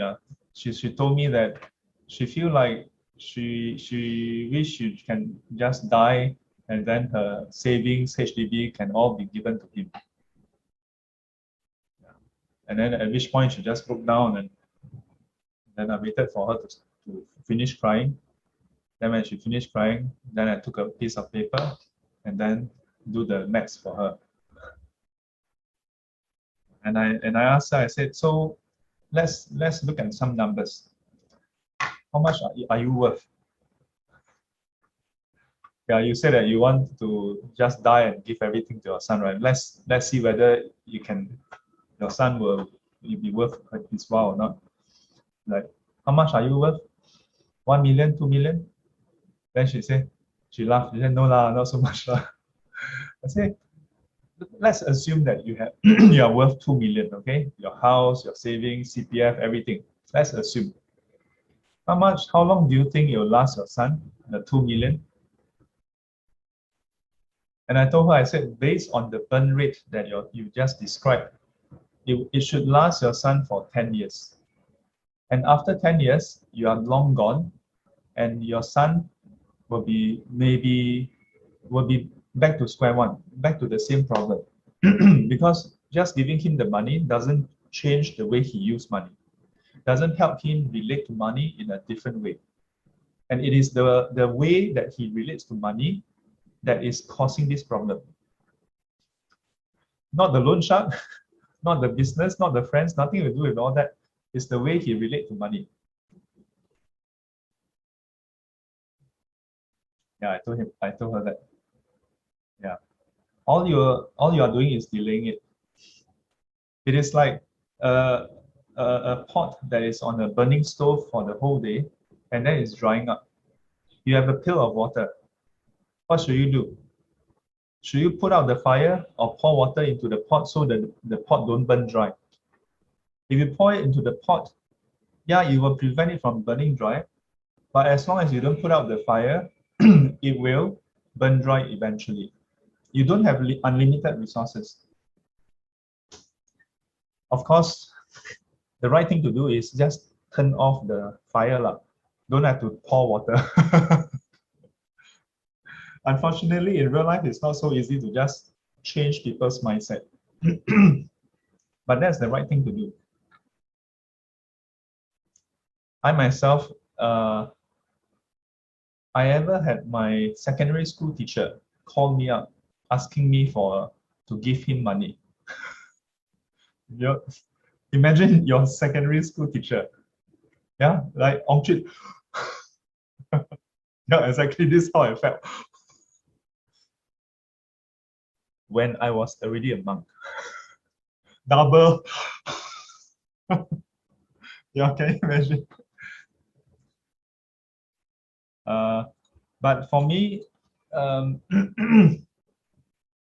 yeah, so he was very quick about it. He just tell me a short story, and then before I can say anything, he just read to me his bank account number. I was like, wait, hang on. Like, maybe do you want to come down? We have a chat, and then, then we can decide how best to help you. Then initially he was like, no, you just, I text you the bank account number, like you just send me the $500. And I'm like, no. So then I got him to come down. Yeah. Have I shared this story in this class before? No.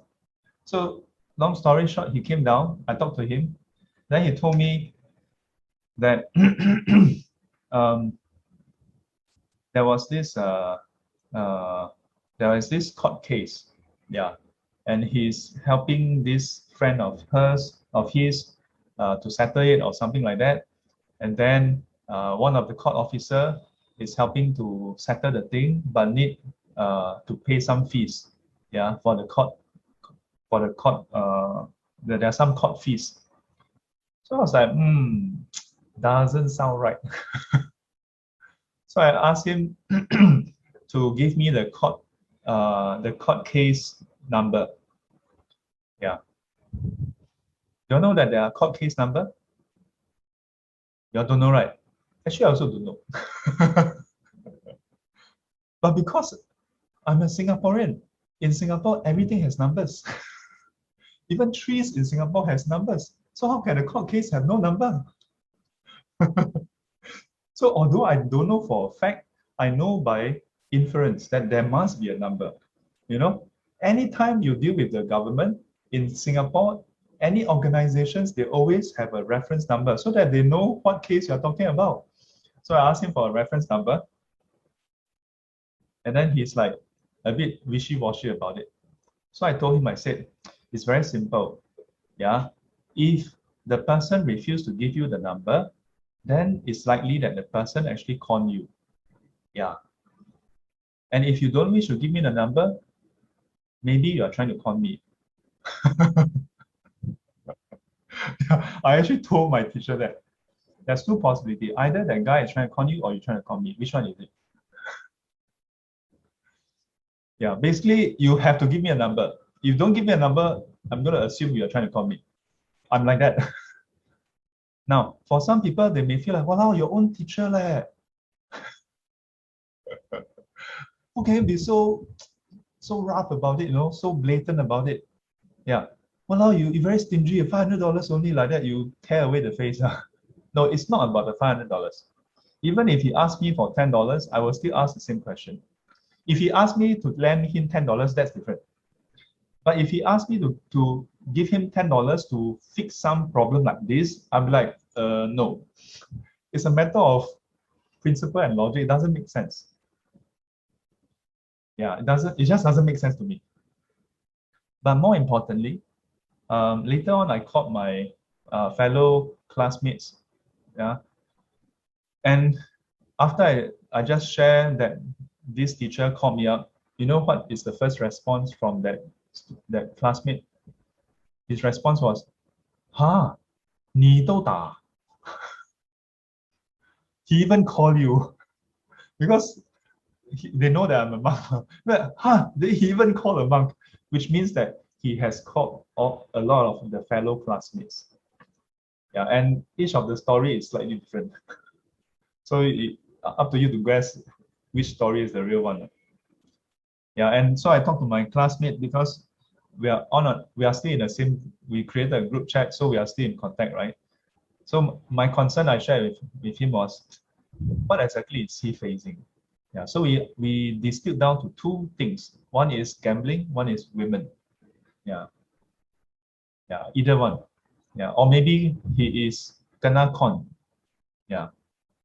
Yeah. So if you're getting gambling debt, then you are desperate, you you lose money, and you try to recoup, and you hold on to the very remote possibility that this time round you'll be lucky.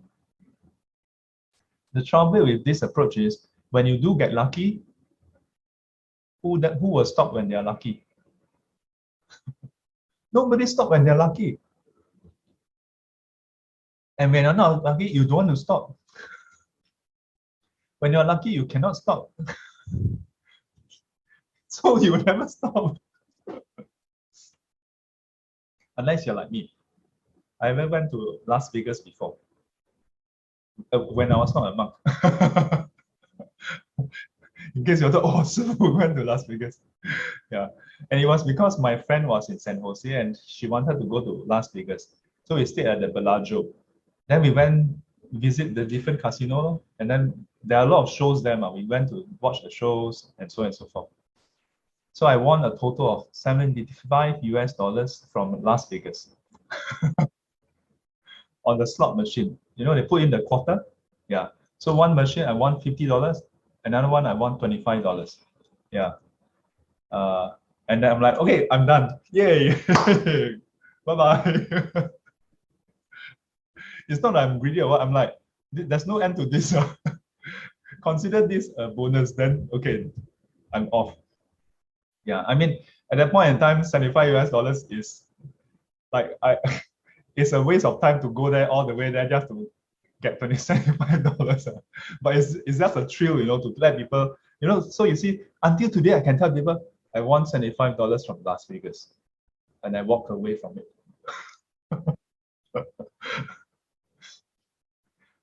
But you may say, well, $75 only what? Yeah, you go and try now. You go get Genting, win $75, see whether you walk away or not. I assure you, 100%, 101% stay until they lose more than $75. Why? Because the next 1% will still do the same thing. But back to the question at hand. Unfortunately, this is the thing. If a person is stuck with gambling, yeah, or stuck in some situations, circumstances, and you think that the compassionate thing is to just help, yeah, to just help and help and help. I'm not considering about the losing money part, okay? Because for family, money is not a concern, isn't it? If your family member is having cancer and the family member really run dry already, are you going to say, hey, how much is it going to cost? Then your family member, your brother or sister lying down there, I really don't know. You help lah, see how much you can help. Then you're going to say, hey, but last month I already helped you 500. Right? So from this example, which it's not about money. Yeah, it's not about money. If in order to help your family members get cured or have a chance of getting cured, you will give, right? Yeah. The question is, in the case of, let's say, your family members have chosen to live a rotten life. Here I'm looking at a specific kind of rotten life. There are a lot of different kind of rotten life, but in a specific way so that it's easier to discuss. Yeah. In this case, if it's about money and your family member, whether it's through gambling or abusing, like just keep on trusting stupid friends to invest here, start a company here, and basically maybe your family member is really ignorant and getting conned by the friends. There are such friends, you know. You don't be surprised. I've met such friends before. I've met all kinds of people. Very interesting. Yeah. Yeah, but there are. Yeah. You have to feel sorry for them. Why they they use their intelligence to do stupid things like that. But there are. Including there are some family members who abuse your love for them, your care for them, and they just take your money. They treat you, all of you like idiots. Like really, they don't say it, but and maybe they are not conscious also, but they are treating you like idiots. That your ATM machine, you are working for him or her. You just work long. They just cry in front of you. They just keep bug you, cannot bug the next person. One of you bound to help. Then next month, one more round. Every month, free money, who don't want to get? Some people are like that. For whatever reasons. Yeah.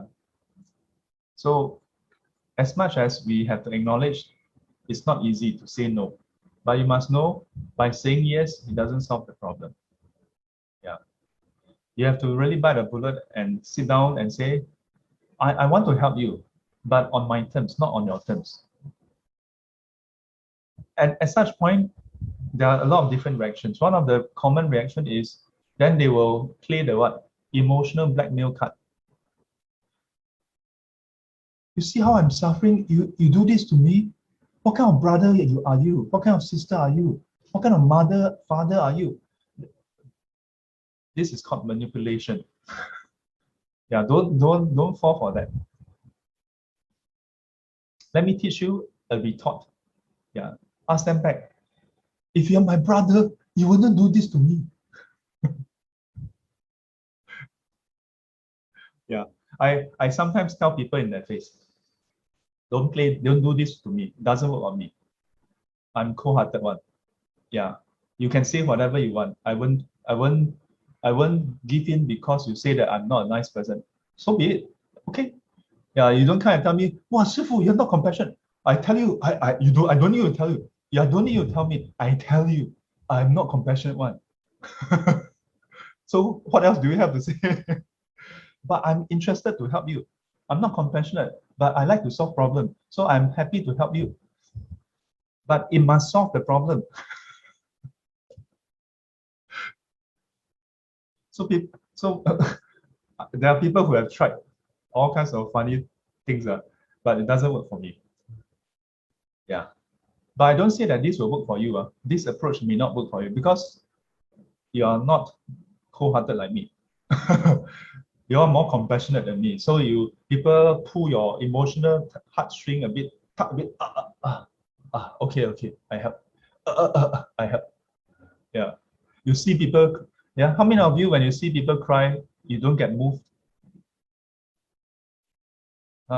People cry. While you listen to this session, then you yes, I know what to do. Then you go and tell. Then the person never say anything. Then just cry. It's okay. It's okay. I will try. Then you think you will be able to withstand it? Very hard. Yeah. Most people will die at the tears. For me,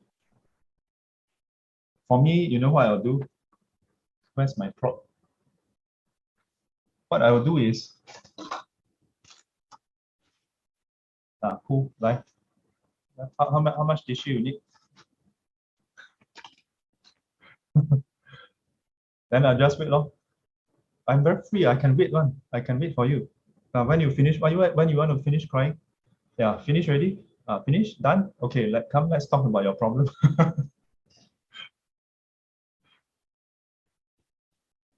Yeah.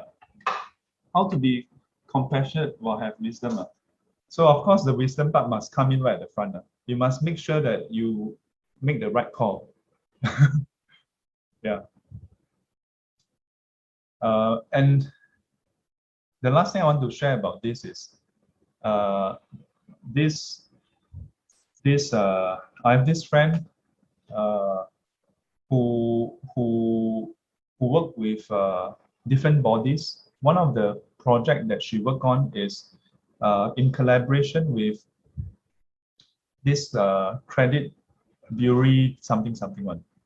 So they serve two clients. One are the debtors, one are the banks, and they help the debtors come up with a package to work with the bank for the debtors to pay back at a nominal rate, at a almost zero interest rate over a long time. Yeah, the deal to the bank is, if you don't do this, they are basically bad debt. You get zero back. Up to you. For us, no difference. We are not getting any money anyway. Yeah. But if you agree to this plan, at least you will get the money back, the principal over time. Yeah. Otherwise, it's zero. Up to you. You decide. And then once the bank okay, then to the debtors, they will come up with they will actually formulate a financial plan for them to repay the debt. Yeah, to repay the debt.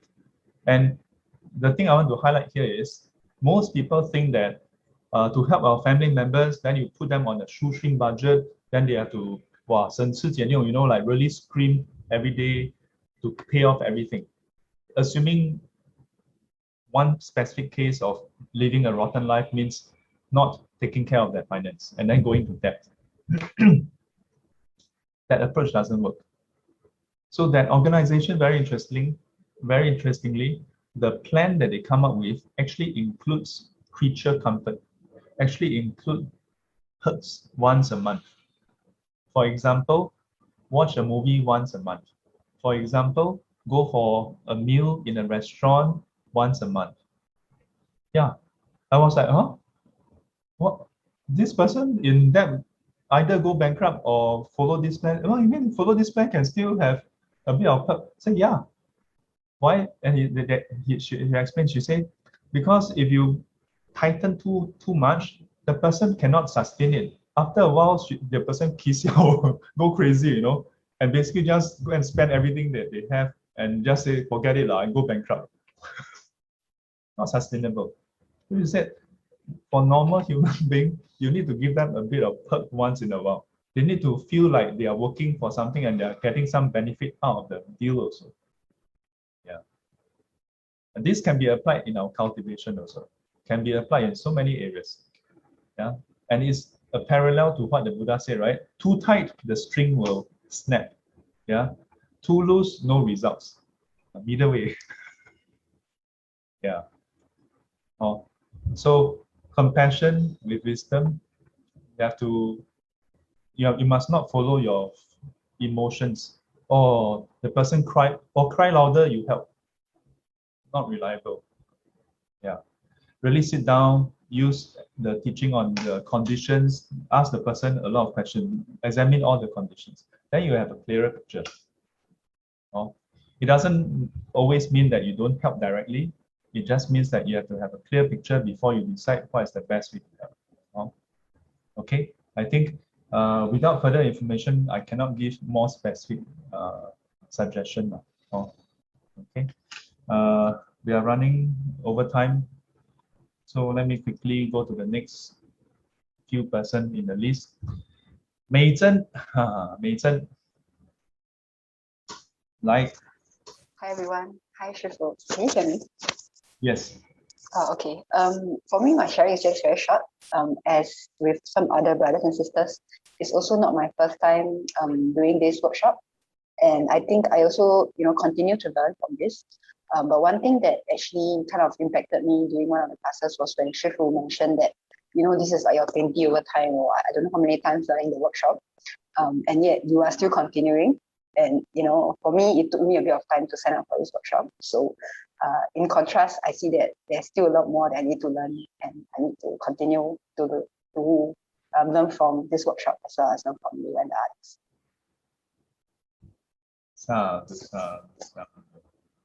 Yeah.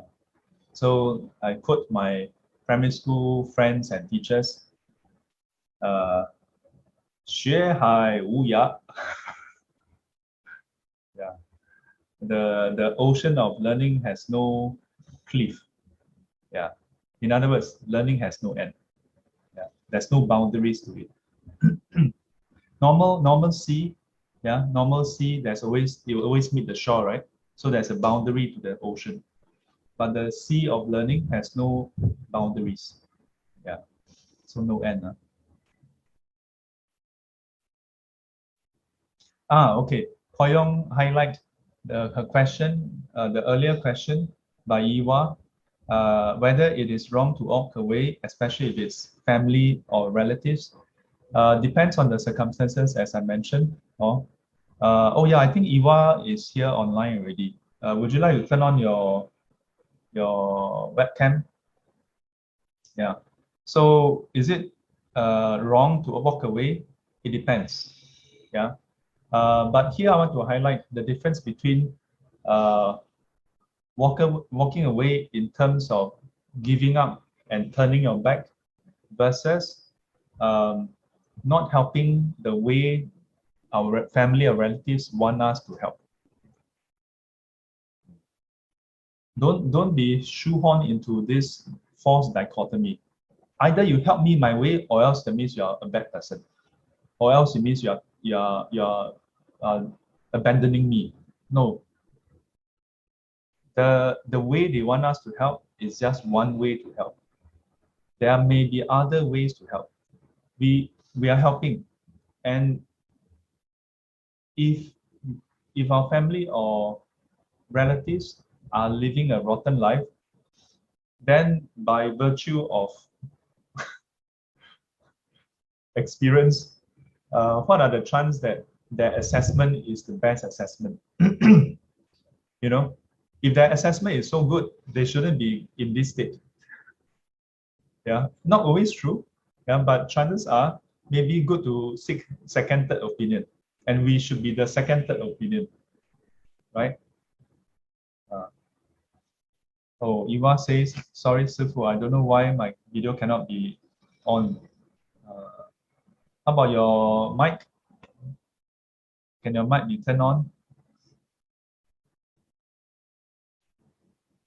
I might try. Anyway, I touched on your question earlier, so you can watch the video later. Yeah, but just to wrap up on the part whether it's okay to walk away. In summary, there is the approach that our family members or friends and family may want us to help them. It may not always be the best way. Compassion with wisdom is to see and assess whether this is the best way, this is the only way. Compassion without that tend to, oh, very, very poor thing, then whatever people ask, we just help. May not be the best thing to do. Not doing this doesn't mean abandoning. Okay? Because there may be other ways to help, but the person won't need it. So it's their choice to abandon your help, not that you're abandoning them. So in my opinion, it depends. Yeah. And in this particular case where the person's judgment is flawed, then we shouldn't follow their suggestion of help. Because it won't help them anyway. Next, Lin Toy. Lin Toy. Good afternoon, Supu. Good afternoon. Yeah, I'm aware that we are running out of time, so I will just be quick. I started to learn the Heart Sutra when you started the morning sitting, because every morning we chant the Heart Sutra, but I didn't understand the meaning, so I wanted to know the meaning so that I can chant along. And then I was very happy when you organized this Sutra workshop, because it was very practical. Although I was unable to attend many of the sessions due to my work assignment, but I watched the video and I really did the homework that you gave us. And especially I remember I think it's a third homework when you asked us to reflect on the 5 aggregates onto an object. And after doing that exercise, I think I learned a lot from the exercise, because it's not only the relationship between how our 5 senses, when it contact with the objects, how it affects our feeling, our perception, and our consciousness. So I I try to reflect on that in a lot of different instances throughout the day, and also by the end of the day, when I I do contemplation, and I realize that I still had a lot of unwholesome thoughts, a lot of unwholesome actions throughout the day, and I try to do repentance. And I remember one saying that you said once, not in the Heart Sutra workshop, but you said that doing repentance is giving ourselves and also giving others a chance to be better. I really like that idea. So yeah, I do it very often. So that is, I have learned a lot from the Sutra workshop. I thank you very much, Sư-phụ. Sadhu, sadhu, sadhu. Our spiritual life is nothing but about becoming better. Yeah, about changing ourselves.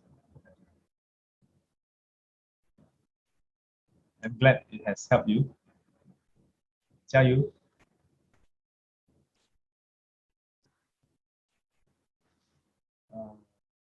Shan. Hello, good afternoon, everyone, and Shifu. I think my main realization this session, as in after all these lessons, is that our main problem is really ignorance. Because at first I was very confused. There were so many concepts like dependent origination, Four Noble Truth, Eightfold Path. Then I'm like, hey, how does all these concepts actually link?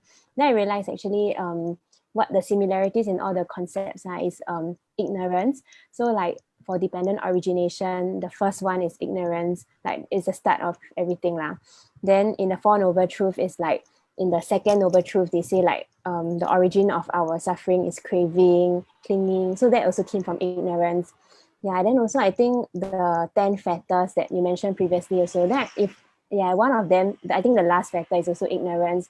So that made me realize like how all our problems actually stems from ignorance itself lah. Like using these the concepts from Buddhism lah.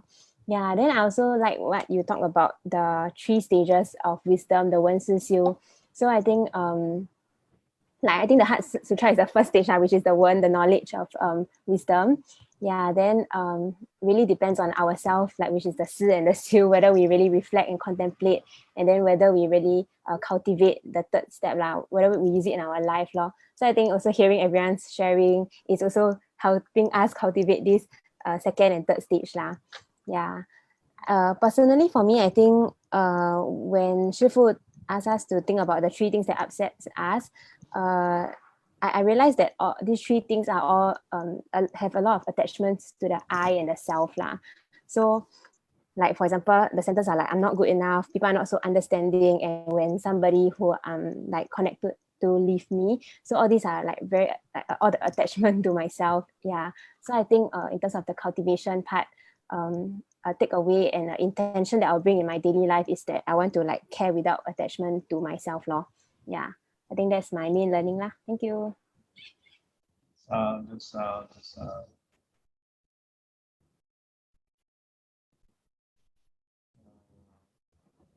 3 more. Koi Yong.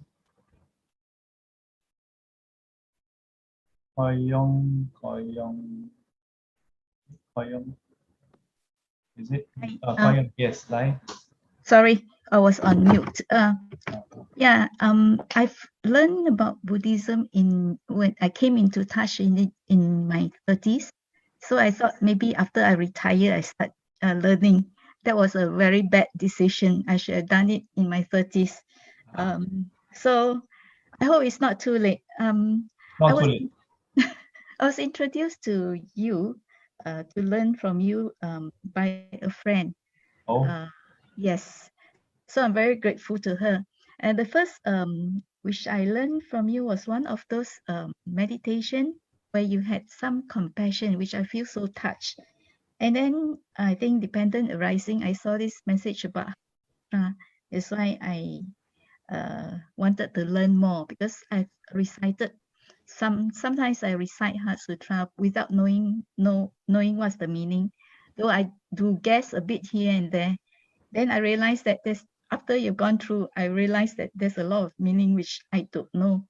And like the dependence origin and also Four Noble Truth and Eightfold Path, I didn't know that it's all in this one sutra itself.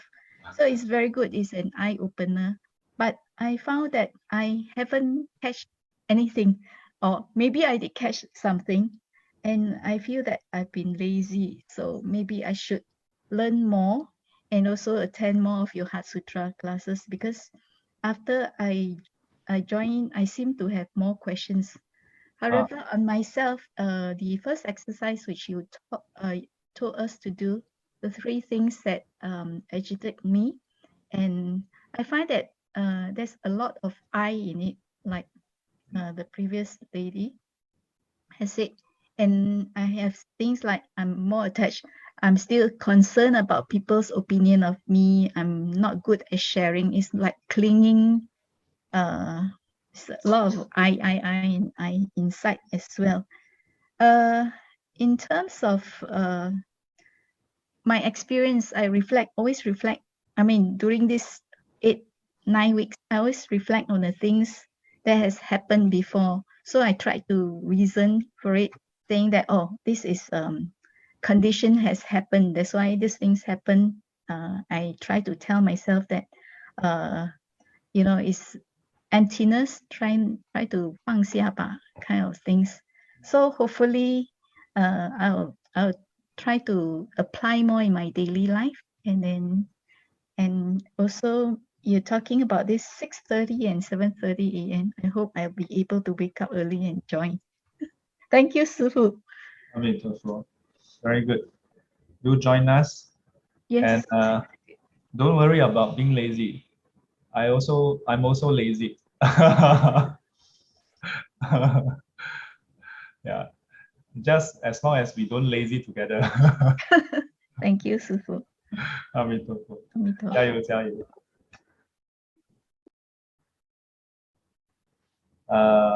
Hong Chit. Okay. Thank you everyone for sharing. Thank you, Shifu, so much. So I was listening to everyone sharing, and I was like thinking how all of our sharing is very similar. So really like the universality of dukkha. But yeah, beyond that, I think during this workshop I was thinking a lot about because emptiness. What my main takeaway from emptiness is the insubstantiality of things, like how they don't really matter as much as we think it should be. And then one part that really hit me was regarding the insubstantiality of our opinions. I'm a very strong-headed person, so I always end up like fighting with my mom over stupid things. Like for instance, quite recently I wanted to set up like a small altar in my own room. then then she was like, "Hey, 你不要家里不要放这样多佛像，真的不懂什么东西跑进去。" I'm like, and it's always this kind of very minor things. Then I'm like, I try to talk to her about it. Then I think eventually I just realized that it really doesn't matter that much. I mean, indeed I want to do it. I mean, I still managed to set up my altar like eventually, but as in I wanted to put a bit like I wanted to put like 因为我之前有阿弥陀佛 then I got like a 释迦牟尼佛 and then I wanted to get like a 药师佛 then got cheap then looked very nice. Then I was like reflecting, then maybe it was more of a ego thing, or I wanted it to look nice, but really is it really that important for me to have all of this or not?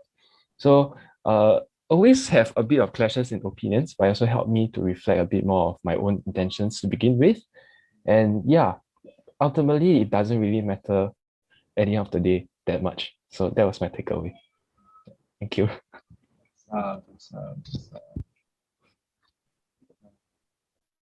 It's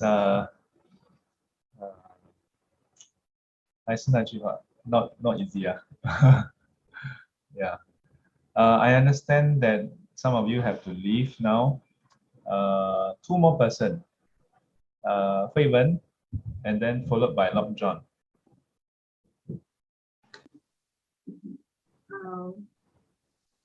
Thank you very much, Shufu, for teaching us the Heart Sutra. And I'm also very thankful that I can help Lord John and Adrian for this for having the setup. I think it has really helped me to be more patient and to really just set aside my emotions and just get things done. Even when the emotion seems so real, but just get things done. And then so this is my second time that I'm attending the Heart Sutra. I think in terms of the intellectual concepts, I think I can understand better because the first time was in Chinese. And then and definitely I think the Dharma talks along the way also helped me to understand better for the second Heart Sutra workshop. And I from these two workshops, I think it has really helped me to realize how wrong my views were before I learned the Dharma. And it helped me to like change the way I think about the world, about my life, about other people, how I relate, especially to my family. So I think that's a takeaway from the workshop. Yeah.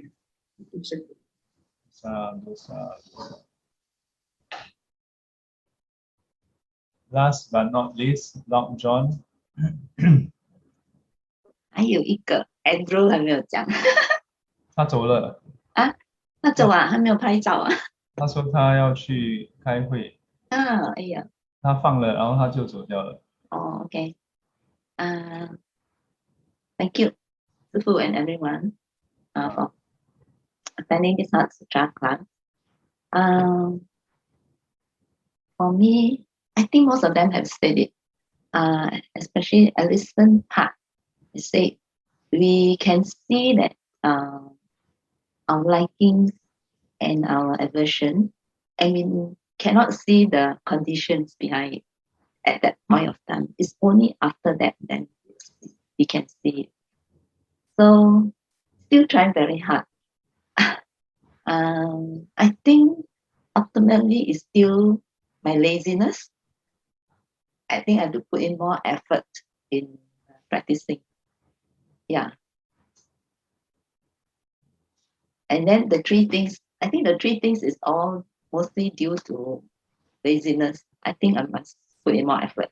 That is the main thing that after going through this lesson. Yeah. So all the lazy students come together with the lazy teacher.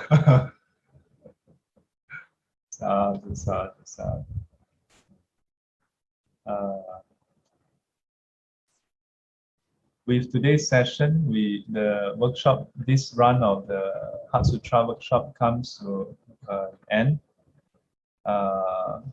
In the course of 10 weeks, we have gone through many things. Well, in this case, 8 weeks.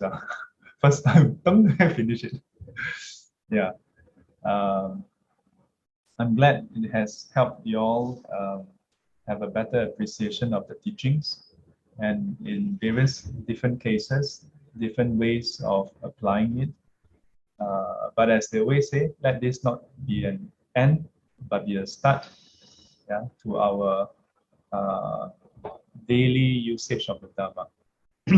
For if you do that, then it is beautiful in the beginning, beautiful in the middle, and beautiful in the end.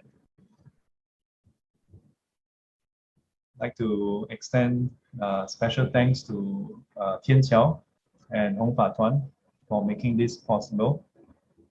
Also to the volunteers, Dr. John Hui Wen, and the other additional volunteers that somehow every week grow.